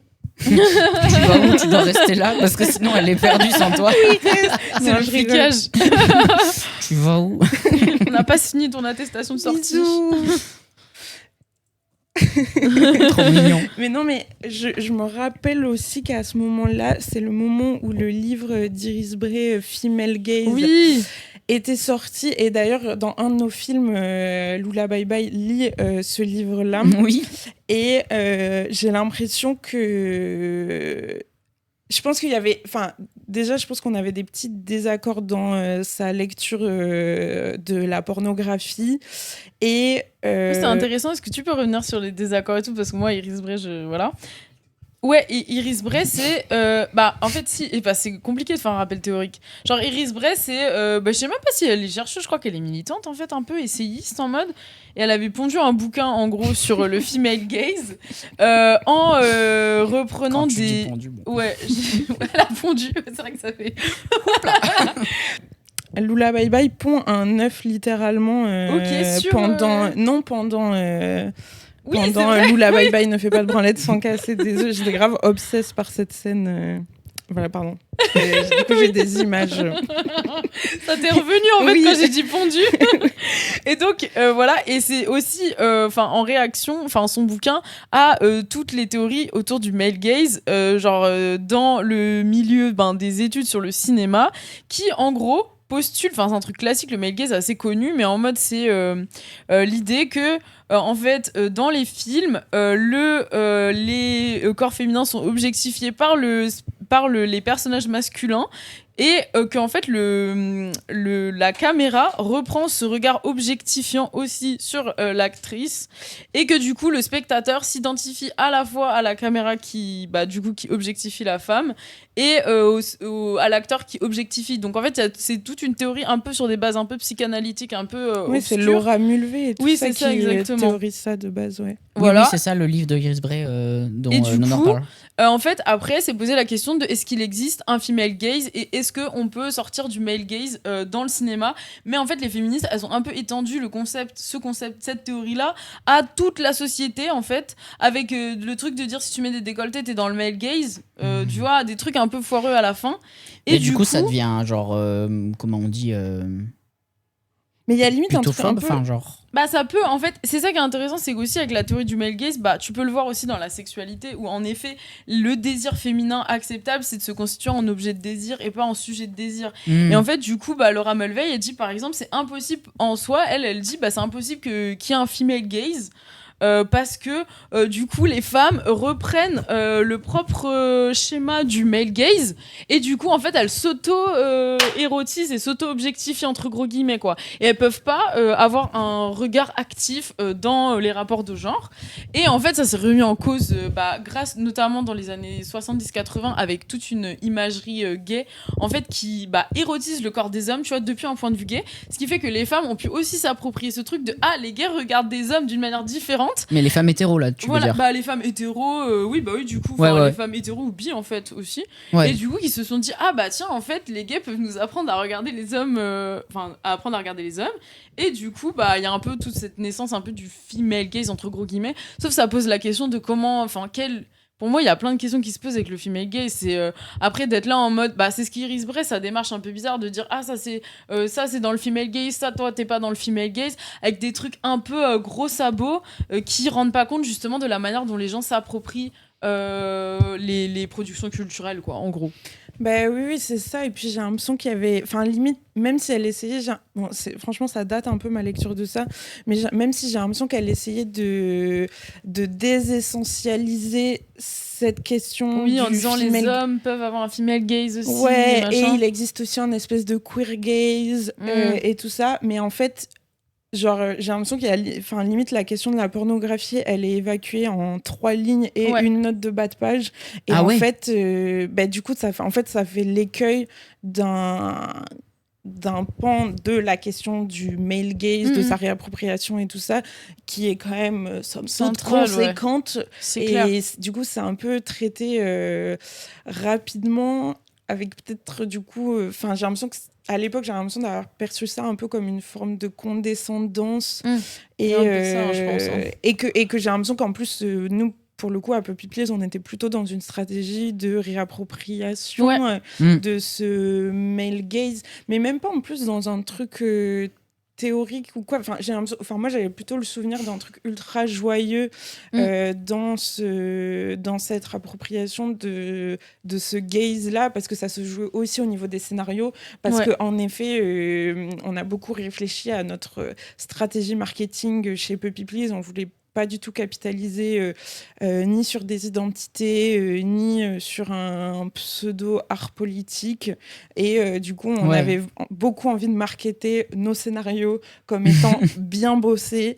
C'est intéressant ça. C'est marrant, mais je me rends compte qu'avec les vlogs, parce que autant chez Puppy Please qu'avec les vlogs, on bosse beaucoup la question du titre comme un peu teaser du scénario et tout ça, et je sens qu'on retrouve un peu les mêmes choses. Et moi j'adore le délire un peu ironique, un peu putaclic et tout. Mais c'est drôle, on en parlait tout à l'heure, genre on était genre super paniqués, on était qu'est-ce qu'on met comme titre et tout. Et on était Robin, toi tu sais mettre un titre, qu'est-ce que tu vas mettre comme titre, un titre bien putaclic, et t'étais genre je sais pas, vous avez mis quoi comme titre avant, genre ok bon tu nous aides pas du tout. mais voilà, et oui effectivement le titre, les titres que tu choisis, ils font plus genre c'est les aventures de machin, les aventures de Martine ou je sais pas quoi, tu vois, c'est vraiment il y a tu sais genre les titres un peu à rallonge comme dans les films un peu d'aventure. Oui, après je pense qu'il y a aussi un truc je pense qu'il y a aussi grave un jeu avec des codes où par exemple quand on avait fait le film Une blonde baise avec sa fucking machine devant son chien très bon titre, grave. On avait beaucoup digué les titres en réalité de Jackie et Michel. Et on avait envie de partir de ce genre de truc. Et quand moi je fais mes titres de mes vlogs, genre j'ai infiltré l'extrême gauche ultra violente, hashtag 10 septembre. Je reprends des tu reprends des frontières déjà, quoi. Oui. Voilà. Dans un truc un peu absurde de jouer avec les codes et tout, que je trouve assez malin quoi. Je trouve que ça... Mais je pense que ça continue ce truc du cheval de Troie, toujours. C'est ça. Là où je trouve que le female gaze, du coup, des trucs de Iris Bray, ça va vite devenir un truc, il faut que ce soit très érotique. Tu sais, que ça s'inscrit vraiment dans une opposition frontale avec un truc de non, nous, on n'est pas du tout pareil, donc on va faire des plans comme si un truc érotique, tout doux, tout machin, tout truc, alors que vous montrez que vous pouvez justement prendre en compte les questions de violence. Il y a quand même une érotisation un peu de la violence, un un peu du non-consentement et tout, qui sont en vrai que les femmes apprécient. Genre quand tu vois le porno que les femmes regardent, en fait il y a plein de questions de violence, les trucs de gangbang, BDSM et tout, c'est des trucs qui sont énormément consommés par les femmes. Et quand on est là dans des trucs un peu female gaze, tout ça, on donne l'impression que genre le regard féminin il est intrinsèquement doux, etc. Alors que les femmes, dans une société patriarcale, de toute façon on a affaire à des questions de violence, de non-consentement et tout. Et du coup on a besoin de réponses, même ne serait-ce que sans avoir besoin de réponses, mais d'expérimenter ces positions-là. Et je trouve que vous en plus, dans la vidéo où est-ce que tu dois répète aime la police, je crois que c'est ça les titres. Répète j'aime la police. Voilà, répète j'aime la police. Et il y a ce truc-là justement en plus de l'inversion du rapport de non-consentement que déjà j'ai trouvé marrant parce que ça existe rarement en fait, genre dans le porno. Je me suis dit j'ai regardé plein des vidéos comme ça, j'en ai jamais vu des. La question du switch et de switcher plusieurs fois dans le scénario, ça c'était un truc qui nous plaisait beaucoup. Totalement. Avec le switch final.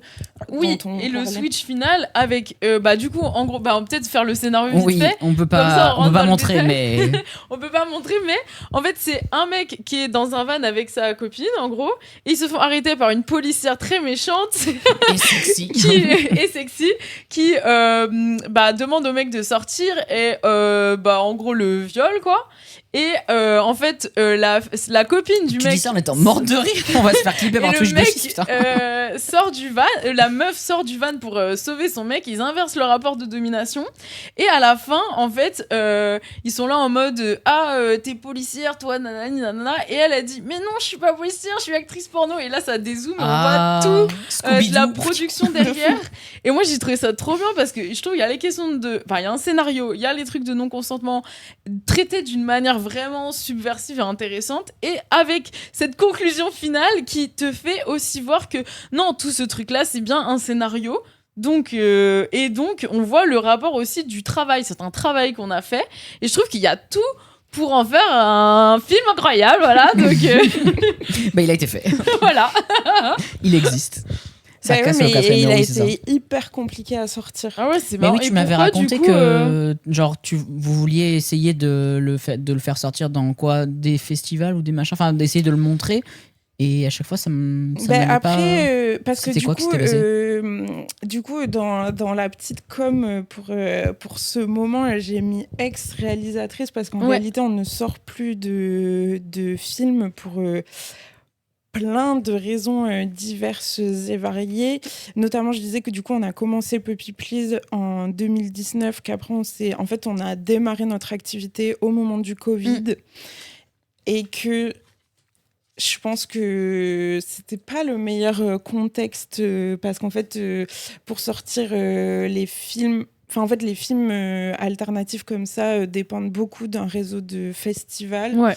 Que je pense nos films les plus modérés, en fait, ils sont sortis au moment du Covid.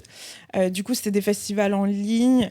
Du coup, il n'y a pas eu de création y a pas, j'ai l'impression qu'on ne s'est pas vraiment créé du...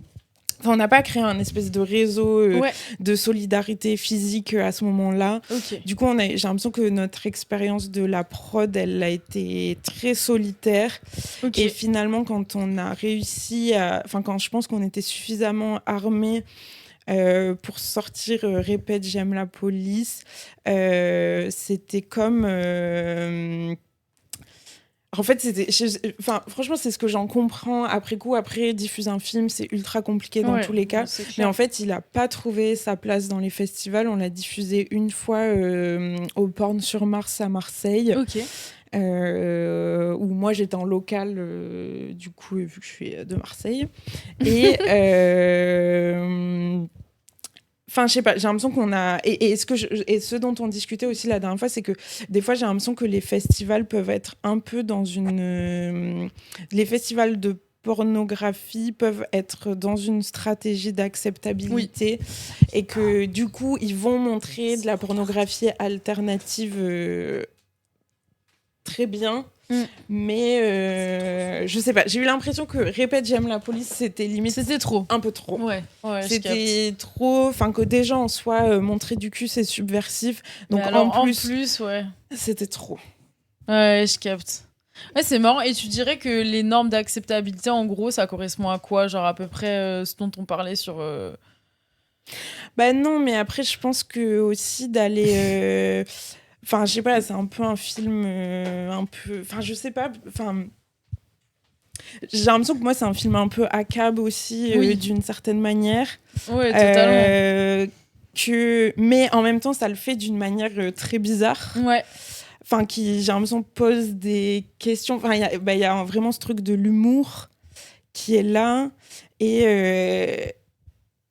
Et je sais pas, j'ai l'impression que des fois, dans la pornographie, vu que déjà, elle est comme un espèce de terrain trouble et tout ça, il y a besoin que les messages soient clairs.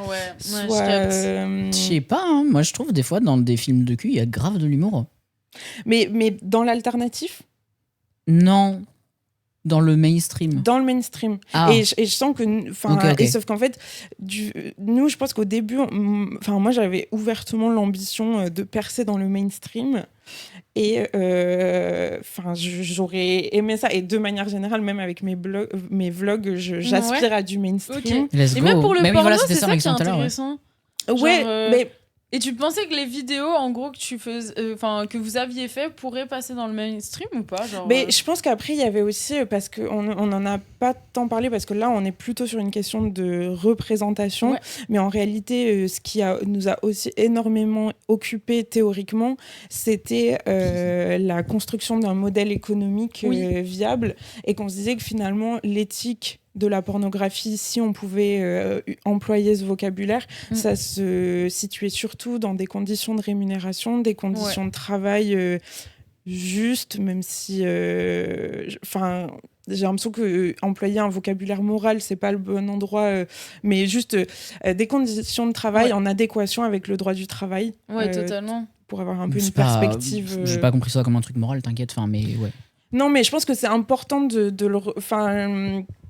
j'ai l'impression que c'est quelque chose la question de l'éthique, la question du juste et tout, des fois j'ai l'impression que c'est des choses qui sont là pour invisibiliser une lecture syndicale et une lecture droit du travail. Attends, comment ça ? Qu'est-ce que tu peux expliquer ?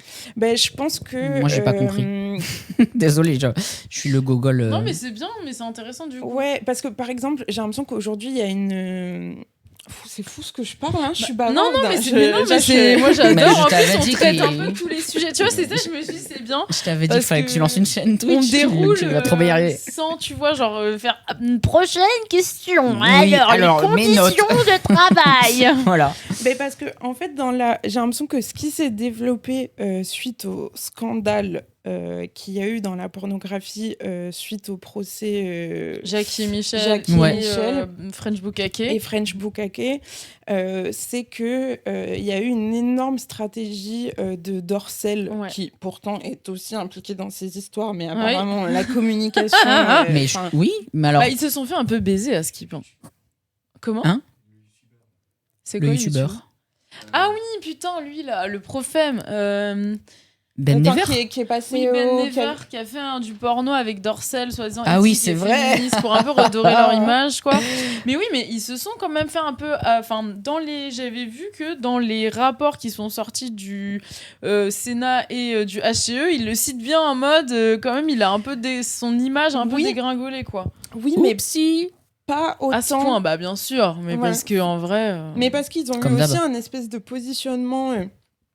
Plus chic que Jackie et Michel, et aussi il y a eu cette stratégie d'éthiquisation, je sais pas comment avec les chartes éthiques qui n'engagent rien. Les chartes éthiques, c'est ça le problème. C'est qu'en fait, si tu ramènes les questions, la question autour de chartes et d'éthique et d'acteurs vertueux et tout ça, au lieu de ramener du droit du travail, de l'inspection du travail. Mais oui, je savais pas de quoi vous parliez en fait. Voilà, non, mais c'est vrai que c'était précis comme truc. Mais maintenant je comprends. Oui. Mais parce qu'en fait, il y a les mêmes problèmes dans tout ce qui va être moi je le sais parce que dans l'industrie de la musique il y a vraiment les mêmes problèmes parce que par exemple typiquement il y a après MeToo en fait je pense que tous ces trucs là se sont vraiment déverrouillés et où maintenant on va faire je sais pas moi des formations des stages pour sensibiliser au féminisme etc. On va mettre des petites affichettes dans les clubs pour dire attention il faut pas violer le consentement c'est oui important. Tout. Ouais, c'est ça et où en fait ça va être juste Pour se donner une bonne image et pour mieux dire silencier les voix et pour aller voir se faire foutre les personnes qui vont c'est ça dire, parce qu'en fait on l'aura écrit partout on aura écrit toutes nos chartes, donc si vous respectez pas les chartes c'est pas notre dos. Dans le milieu des associations c'est un vrai lore, parce que moi c'est ce qu'on m'a fait, genre j'avais dit dans une asso, enfin un festival et tout, oui alors on a vécu plein de VSS, il s'agirait de mettre en place des trucs concrets. Allez vous faire foutre. Et après ils nous ont sorti leur fameuse charte, et en fait quand j'ai vu Dorcel elle fait pareil, je me suis dit waouh, bah ouais. C'est tellement précis, parce que voilà, le truc t'engage à rien, tu fais du placardage, ça te revalorise d'un point de vue marketing, et après derrière tu baises les gens, mais en fait dans un premier sens du terme c'est ça. Et ce qui est intéressant avec toute cette stratégie, c'est que ça vient aussi genre comme une réponse face à tous les rapports donc, qui ont été faits par le Sénat et par le HCE dont on avait parlé dans le dernier live, mais en gros qui ont été faits pour construire toute une panique morale autour de la pornographie, de l'assimiler soit à la prostitution, soit à la traite des êtres humains pour mieux la condamner. Putain. Avec un truc de du coup on fabrique une panique morale, on essaye de les faire passer pour des proxénètes. Et du coup, sans prendre en compte les revendications des travailleuses du sexe, du domaine, la pornographie, etc., et même des sociologues comme Florent Voros qui ont dit non, en fait, nous, on est juste pour relayer les revendications qu'elles ont, c'est-à-dire avoir accès à un droit du travail qui soit spécifique au travail du sexe, à permettre des modes d'organisation collective, syndicats, etc. Et en fait, le truc, c'est que du coup, comme eux, ils te renvoient dans la tête que c'est de la traite des êtres humains, donc en gros, va te faire foutre, on reconnaît pas ton statut de travailleur, et ça laisse Dorcel pouvoir dérouler avec son truc marketing, parce que de toute façon ces rapports-là ils n'ont pas vocation à faire vraiment changer les choses, mais plutôt instrumentaliser la question de la pornographie. C'est du MeToo-washing. C'est ça, c'est du MeToo-washing, exactement. Et là, lundi et mardi, j'étais en formation avec la CGT, et je faisais une formation que, pour résumer dans ma tête, j'ai appelée « Ah oui, on va faire une formation VSS ». Pour du coup devenir référent sur ces questions, surtout qu'en plus venant d'une productrice de porno, je trouve ça un peu étrange. Mais c'est pas tes dossiers. Comment on va te retrouver tes dossiers. Vous avez produit ce film et vous êtes osez faire des conférences. Mais en vrai les gens le savent. Et oui, ils s'en foutent, mais logique en même temps. Voilà. C'est des vrais gens. Oui. En tout cas, ce qui était intéressant, c'est que l'intitulé de la formation, c'était égalité professionnelle et violence. Maintenant, on dit pas VSS, mais on dit VHMSS. Donc violence, harcèlement moral, sexiste et sexuel.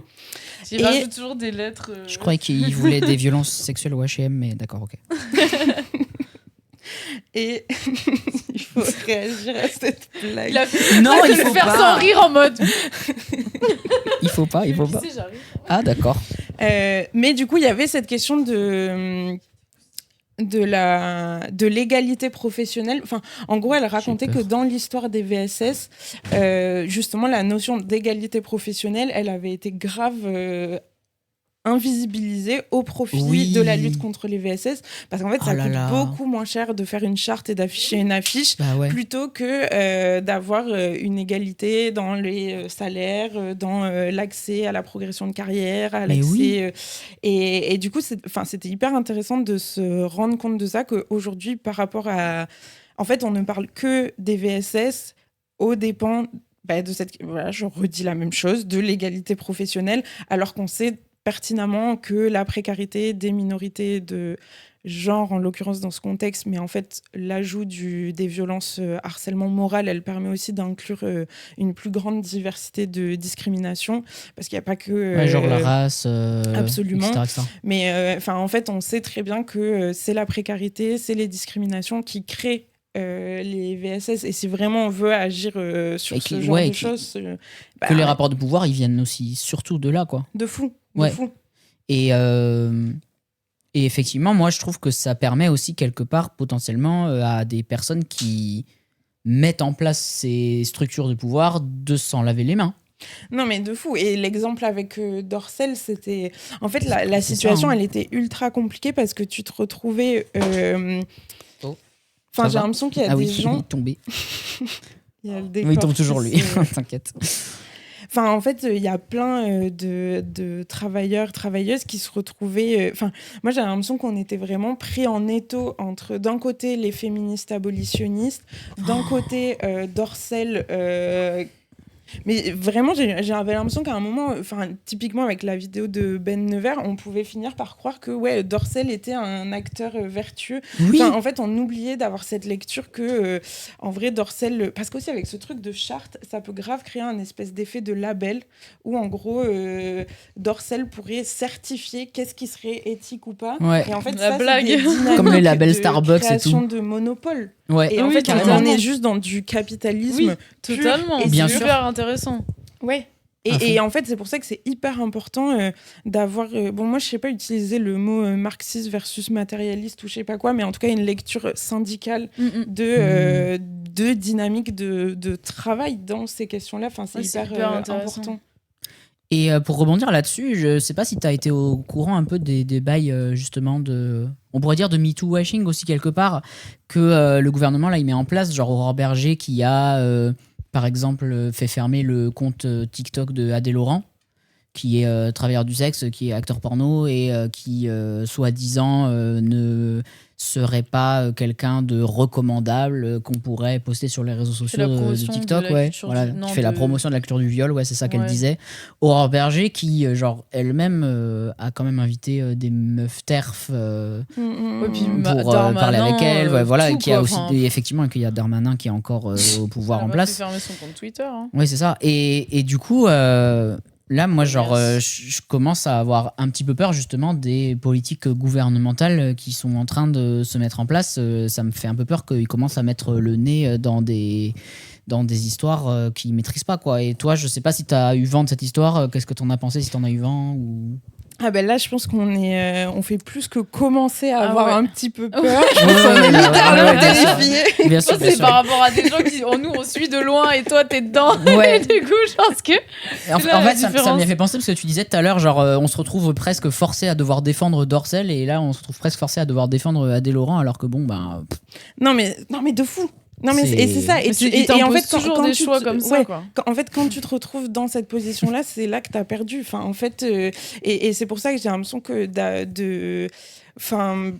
et moi je pense que c'est en ça qu'aussi de venir au syndicalisme parce qu'en vrai c'est dans moi c'est au moment de la réalisation des films, de la construction d'une société de prod où on s'est posé la question de notre modèle économique, de la question de la rémunération et tout ça. En fait, c'est par ce chemin-là que moi je suis arrivée au syndicalisme, aussi parce que en vrai le syndicalisme des travailleuses du sexe, il est hyper inspirant. En vrai, c'est quelque chose qui dans ma perf Unionize Your Life, je raconte un peu mes inspirations syndicales et clairement la lutte des travailleuses du sexe. Mais même dans le vocabulaire, avant on n'employait pas ce vocabulaire de travailleurs de l'art. Ouais. Et en vrai, c'est quelque chose qu'on emprunte aussi aux travailleuses du sexe. Je savais pas du tout, c'est intéressant. Je l'ai jamais lu quelque part ou vu. Je suis pas historienne ni rien, mais pour moi, j'ai d'abord entendu le mot travailleuse du sexe avant d'entendre travailleuse de l'art.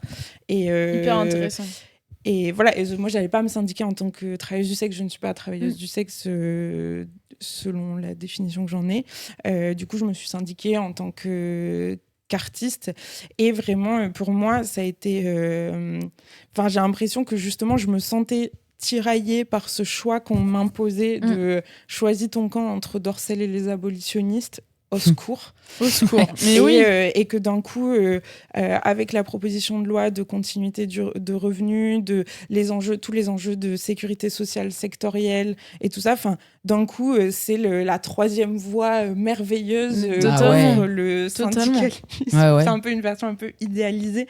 Mais il faut y croire aussi parce que on est tellement néolibéralisé qu'on croit plus à rien. On a l'impression que on pourra plus jamais obtenir aucune victoire et qu'on pourra plus jamais rien faire et qu'on pourra plus jamais avoir aucune avancée populaire, quoi. Mais oui, mais parce qu'on y croit, parce qu'en fait il y a peu de propositions, il y a peu de choses qui sont désirables en réalité. C'est que forcément, en fait, si ton choix c'est entre Dorcel et l'abolitionnisme, ta motivation à batailler pour quoi que ce soit, mais c'est fait exprès justement pour empêcher. Mais c'est là que c'est intéressant, l'effet pervers de toutes ces féministes abolitionnistes, c'est qu'en fait elles nient ton agentivité à mort et le fait est elles n'en tiennent pas compte et du coup ça fait que globalement ça te crée un truc où dans tous les cas tu vas pas le faire, c'est sûr.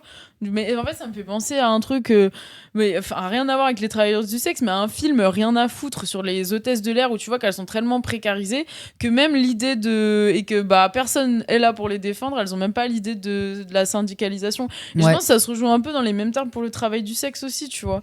Donc d'où l'importance de valoriser les voix comme les tiennes, mais aussi celles du Stras et tout, quoi, qui font un travail de ouf. C'est clair.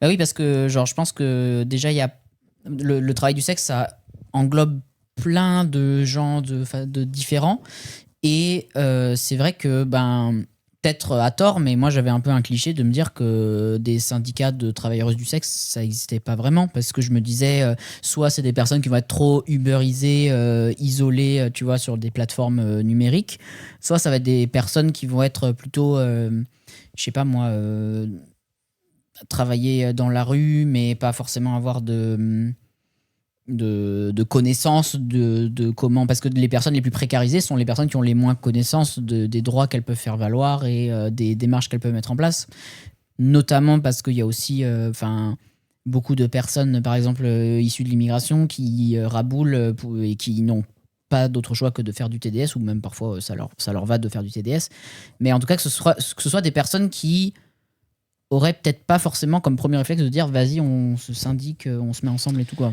Mais je pense qu'il y a ça, et après je pense que c'est aussi une stratégie du capital que de désorganiser les travailleurs. Oui, c'est ça. Je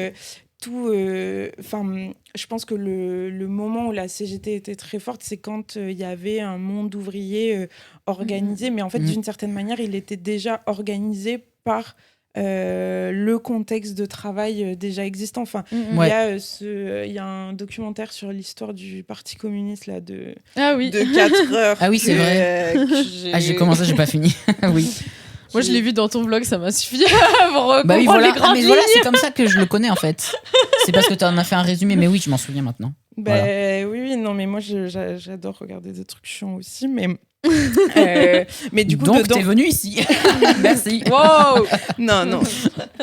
Mais ça se trouve, je sais pas si du coup les gens les gens ils nous écoutent très sagement, mais par contre ça peut être le moment pour les gens d'écrire un message dans le chat, parce que sinon Twitch il va oublier que vous êtes un viewer. Voilà, petite parenthèse comme ça. C'est notre dépendance aux plateformes, notre travailleur ubérisé. Voilà, vraiment trop chiant. Non mais manifestez-vous. On est en train d'avoir une super discussion et là voilà, je suis obligé de vous demander d'écrire des messages de cons. Non, ils écrivent n'importe quoi. Peut-être sur le modèle économique aussi que vous avez essayé de mettre en place, ça m'intéresse aussi concrètement, genre comment vous avez essayé de faire et les difficultés dont tu avais parlé aussi à faire ce truc-là, et à quoi sont liées les difficultés, si on peut faire un truc un peu comme ça. Ouais. Merci les gens. Attends, mais déjà, si je finis mon point là sur le... c'est que dans ce documentaire, ils expliquaient que littéralement, quand les ouvriers allaient récupérer leur carte de travailleur dans leur entreprise, il y avait le bureau du patron, suivi du bureau de la CGT, suivi du Parti communiste. Et du coup, forcément, toute l'organisation... Enfin, par exemple, nous, je pense qu'une des raisons de pourquoi on a quadruplé notre nombre d'adhérents, c'est qu'on a mis la possibilité d'adhérer en ligne.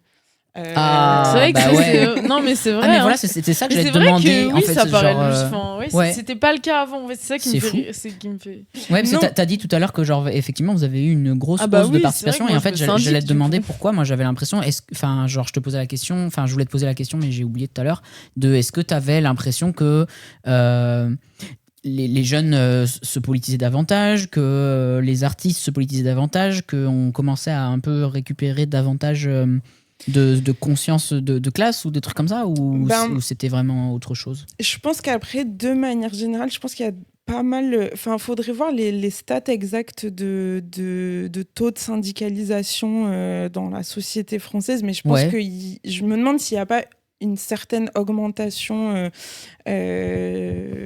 globale, et que du coup le Snap on suit ça. Après la CGT n'a pas 4 fois plus d'adhérents de manière globale comme le Snap, et je pense que c'est plein de raisons diverses et variées.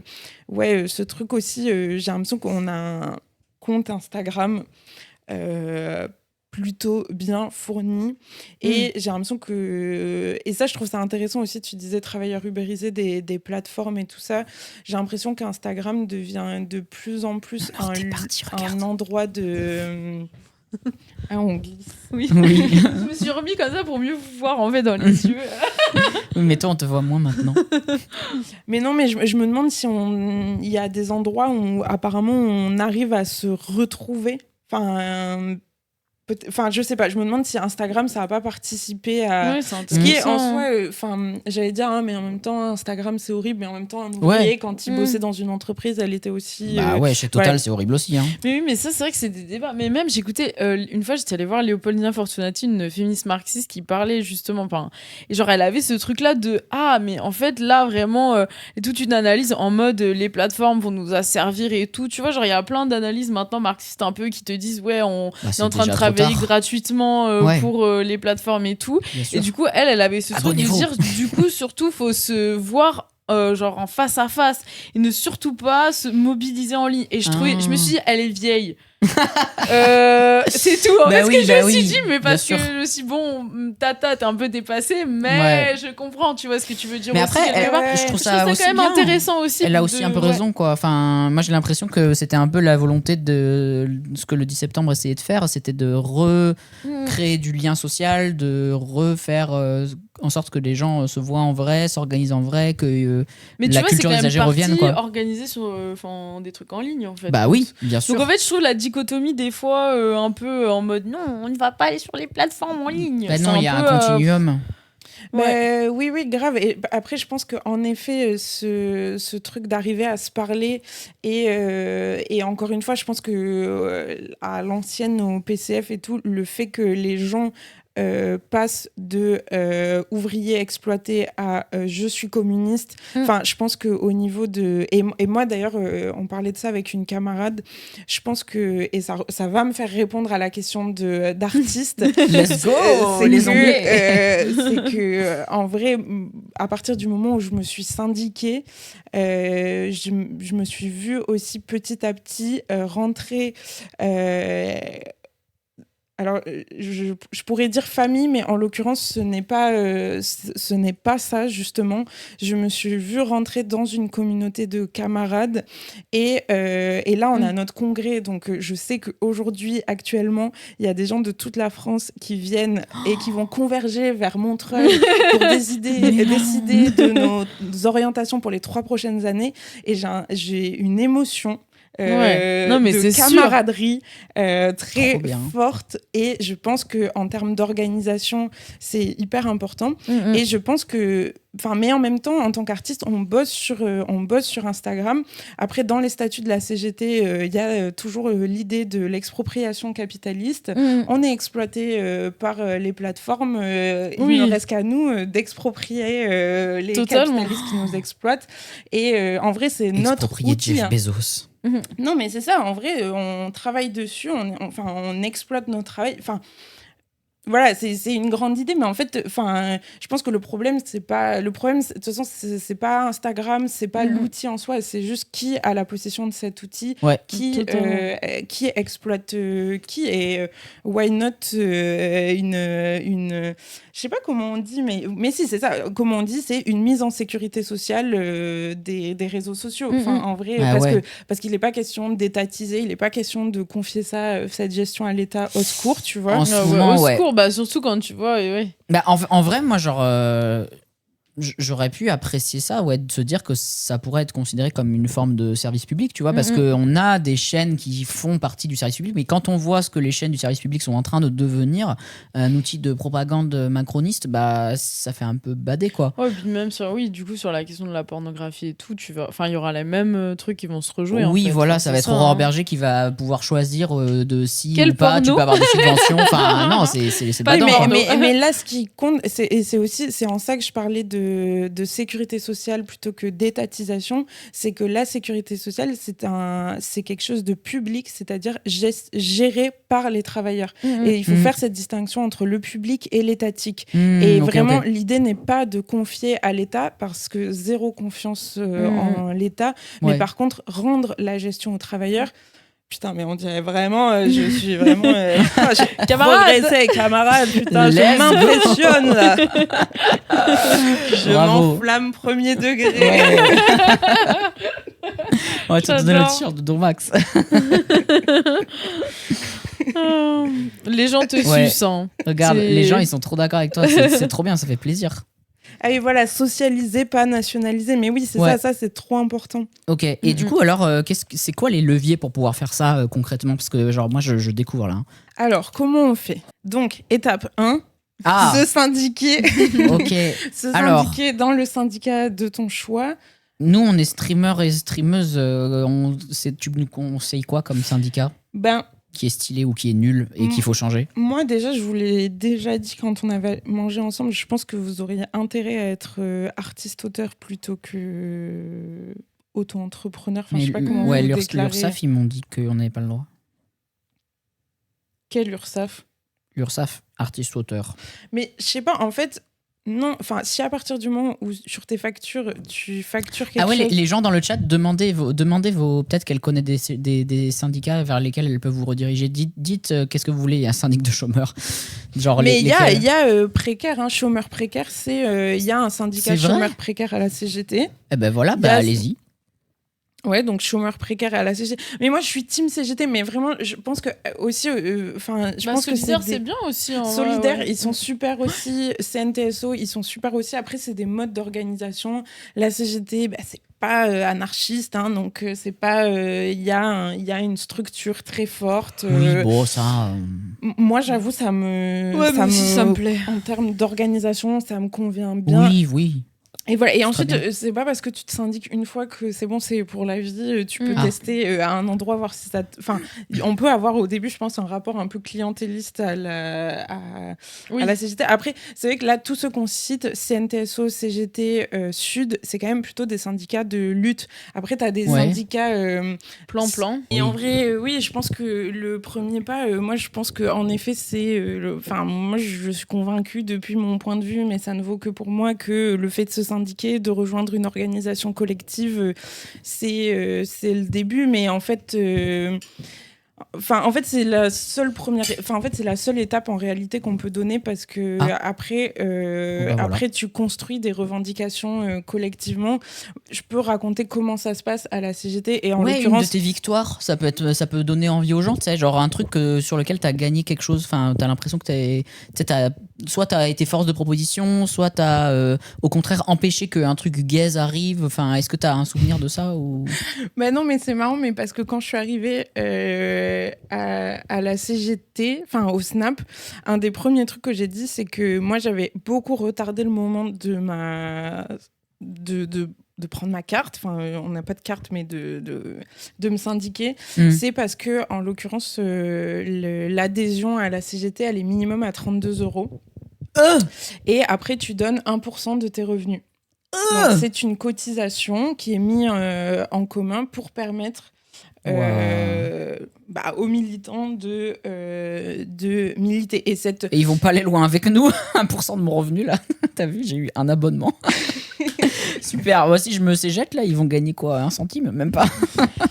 Et justement, en l'occurrence, moi, un des trucs que j'ai dit, c'est que 32 € quand tu vis au RSA, ce qui est mon cas, c'est beaucoup. Et du coup, j'ai demandé à ce que... j'ai pas demandé, j'ai suggéré qu'on pouvait faire... Parce que sinon, après, c'est 1% de tes revenus. Et du coup, en réalité, quand t'es... moi, je sais pas, je pense que je gagne à peu près 1 000 € par an. Voilà, c'est mon chiffre d'affaires en moyenne. Et... Tu trouves ça... C'est pas beaucoup. Non, c'est pas beaucoup. Putain, il faut que tu perds sur YouTube. Bah ouais, grave. Et je vois qu'il y a la question de la définition du TDS. Moi, j'avais une définition grave élargie en mode... du TDS. Bah, je sais C'est pas, quoi en fait. ta définition, toi? Non, mais moi, je sais pas si j'avais vraiment une définition, mais pour moi, tout ce qui a trait à la sexualité, plus ou moins, ça rentre dans le travail du sexe à partir du moment où t'es stigmatisé. Genre, parce que tu vois, il y avait plein de meufs qui écrivaient des fanfictions, par exemple, qui se définissaient un peu comme travailleuses du sexe. Mais en Et tu en étais soi, d'accord? elles écrivent sur des personnages et tout. Enfin, du coup, pas sur leur propre auto-érotisation, tu vois. Mhm. Et elle se définissait comme travailleuse du sexe. Mais en fait, je pense que ça dépend de ce que tu vises derrière. Mais des fois, je me dis, dans le terme un peu large de travailleur du sexe, tu vises la stigmatisation sur la sexualité, qui fait que tu vois, t'as pas de légitimité vraiment dans ce que tu fais, et que tu vas être stigmatisé un peu socialement, que tu vas avoir tendance à le passer sous silence, etc. Et que ça va être moins valorisé comme un travail ou comme un art, etc. Genre, j'aurais dit ça, mais après, j'entends ta définition un peu plus précise aussi, tu vois. Ouais, je sais plus où je l'avais entendu. Je me demande si c'était pas le compte Instagram Tapote Pute qui avait mis ça. Qui est. Ouais, c'était. Du coup, je le redonne parce que j'ai l'impression qu'il y a des gens qui l'ont pas donné. C'est que, en gros, tu travailles à partir de ta propre auto-érotisation. Ce qui, du coup, moi, je travaille sur celle des autres. Après, je peux me considérer comme travailleuse du porn. Ok. Et du coup, j'ai l'impression que travailleuse du porn, ça va être sous le parapluie du TDS et sous le parapluie de travailleurs de l'art, Ouais, tu ouais, vois. c'est intéressant. Du coup. Mais ouais. Ouais, ok, intéressant. Est-ce que c'est pas encore quelque part genre un peu une forme de sensation de peut-être manque de légitimité, ou alors que t'as pas envie de t'approprier des combats qui seraient pas trop les tiens? Ouais, et que, enfin, mais pour le coup, je me sentais pas. Enfin, pour le coup, j'ai l'impression que je me rendais bien compte. Enfin, je voudrais pas faire. Enfin, je sentais qu'on avait deux métiers très différents. Ouais, bah Bien c'est sûr. vrai en même temps. Enfin, Oui, normal. Ouais. Et que moi, je me sentais beaucoup plus travailleuse de l'image. Ouais. Et pour le coup, enfin, il y avait pas de mise en jeu de ma propre sexualité. totalement. Il y avait Ouais. pas de. Sur le stigmate de la pute, c'est un peu moins fort, quoi. Ouais. Après, évidemment, je pense que oui, Bah, il y ça a des gens retombe qui quand qui vont discriminer les productions pornographiques plus que d'autres. Et d'ailleurs, je pense que c'est une des raisons qui ont poussé que petit à petit, ben moi, je me suis éloignée de ça parce que c'était hyper compliqué de. En fait, le fait de parler du. Enfin, en fait, je passais plus de temps à expliquer la pornographie qu'à en faire, enfin, d'une certaine manière, ou à justifier l'existence de la pornographie dans mon travail. C'est un vrai truc. Mais ça, je pense que les actrices, c'est la même chose aussi. Hein. Ouais. Mais c'est vrai qu'à chaque fois, même les discussions, bah même là, de ce dont on a parlé, finalement, on a assez pas trop parlé de genre ce que tu avais vraiment voulu faire en termes de porno. Enfin, on a pas mal parlé de d'Orcel et tout, finalement, je trouve aussi. On a parlé du côté un peu cheval de Troie, quoi, quand même. Oui, si, Mais mais on là, en a parlé, mais que tu ça, vois. Mais là, à la limite, tu vois, c'est le cadre pour ça. Et c'est qu'en fait, après, moi, je me rendais compte que je rencontrais tous les professionnels que je rencontrais, ils allaient me dire ah oui, ton travail est très intéressant, mais on peut pas le montrer. Et du coup, et c'est aussi dans la manière dont est structuré le monde de l'art, il y a un lien avec l'État, avec les politiques très fort. Et du coup, la censure, elle est très forte. Et en fait, c'était chiant. J'en avais marre. Ça, c'était aussi, voilà, mais des trucs dont je voulais parler justement de. Peut-être on peut finir là-dessus, sauf si tu as envie de dire d'autres trucs, mais que voilà, quand on est artiste, aujourd'hui, on est quand même beaucoup tributaire de tout ce qui va être bourse, subvention, soit de l'État, soit d'entreprises privées. Et comment est-ce qu'on réussit, nous, en tant qu'artistes, à, je sais pas si tu as la réponse, parce que je pense que c'est un travail en cours, moi-même, j'ai pas vraiment la réponse, mais déjà à réussir à continuer à politiser ce qu'on a envie de politiser, et à pas se dire que parce qu'on a réussi à mettre un message en avant qui serait vaguement, je sais pas moi, antiraciste ou de gauche ou queer ou je sais pas quoi. D'ailleurs, il y avait eu un truc de Puppy Please sur justement le fait que le mot queer, vous vouliez peut-être pas trop l'utiliser à l'époque parce que vous sentiez que c'était quand même une étiquette qui délavait beaucoup votre propos militant. Comment on fait quand on devient un peu cool, quoi. Quand on se fait récupérer par Nike, quand on se fait récupérer par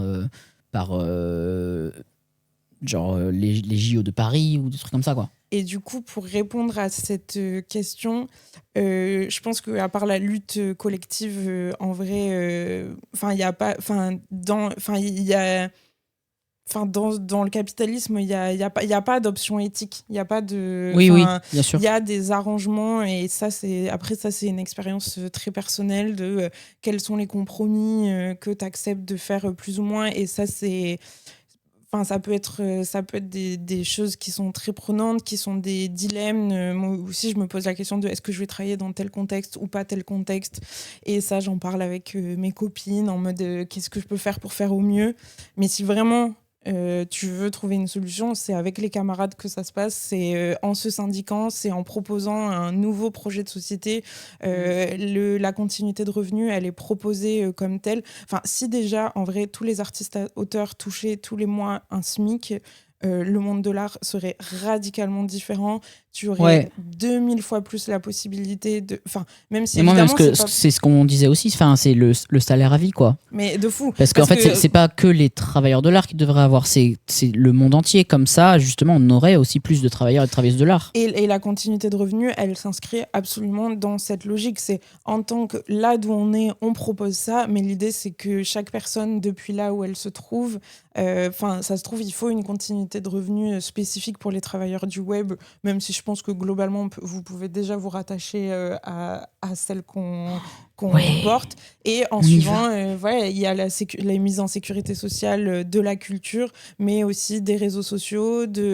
Et ça, c'est aussi le projet de Bernard Friot qui propose ces mises en sécurité sociale. Justement, CNC Porn, c'est pas assez. Justement, c'est ce que là on dit, c'est que le CNC, tu vois, genre CNC Talent, c'est aussi des trucs, tu vois, qui doivent répondre à certains critères, etc., etc. Et nous, genre dans ce que là, Robin, elle souhaiterait mettre en place, ça va bien plus loin que juste des bourses, tu vois, des concours, des appels à projets, quoi. C'est tout le monde. Et oui, et parce que je pense que vraiment, dans cette idée-là et dans le nouveau statut du travail salarié, il y a cette idée d'autogestion par les travailleurs, et ça, c'est l'expropriation capitaliste. Et le stade ultime, c'est le salaire à vie ou le nouveau statut du travail salarié. Franchement, je suis pas assez calée sur ce sujet. S'il y en a qui, franchement, mauvaise graine, viens me parler si tu en sais plus sur ça, parce que moi, je veux grave me former à cette question. Mais l'idée, c'est un changement de société plus global, quoi. Et parce que sinon, après, on fait que des espèces de petits arrangements, et dans ça, le capitalisme s'en sort toujours, trouve toujours le moyen de tokeniser, de gentrifier, de faire tout ce qu'il sait faire de mieux. Et franchement, à part un projet de transformation globale, comme c'est dit en 1906 dans la charte d'Amiens. Voilà, c'est ce truc, vraiment je crois que je crois que ça, en fait, ça soulage aussi de se dire que, en fait, déjà les choses, elles ne dépendent pas que de tes propres petits choix individuels. Ça dépend de toute la camaraderie que tu constitues, et que, en l'occurrence, en vrai, il y a pas de choses qui ont plus amélioré les conditions de travail des travailleurs que leur propre auto-organisation. Vraiment, ni le développement personnel, ni quoi que ce soit n'a rapporté plus de thunes aux travailleurs. Le salaire socialisé, il n'y a rien qui a rapporté autant d'argent à tout le monde. Ça, c'est sûr. Voilà. Bah non, mais je pense que c'est une bonne conclusion, du coup, en plus, à tout ce qu'on a dit. Ouais. Je pense, hein. En vrai, moi je trouve ça parfait. En plus, c'était bien mobilisateur. On avait envie de lire la charte d'Amiens, là. On se moque pas. Et d'écouter l'International. Exactement. À chaque fin on la met en outro. Oh, trop bien. Oui. Ouais, c'était top, hein. Ça vous a plu? Ouais. J'ai pas répondu à ta question de la justice, mais non, mais on peut en parler. Une autre fois, il n'y a pas de souci. Voilà. Je fais des plans, là. Bah oui, avec plaisir. Très bonne idée. La prochaine fois, on vient sur votre chaîne. Bah ouais, de ouf, hein. Ouais, en vrai, on fait une partie 2, si ça te dit. Ouais, de ouf. Moi, je suis chaud, hein. Moi aussi. On changera pas de salon. J'avais l'impression de vous avoir dans mon salon, c'était trop bien. Oh, trop mignon, pur H. Merci beaucoup, trop chou. C'était trop bien.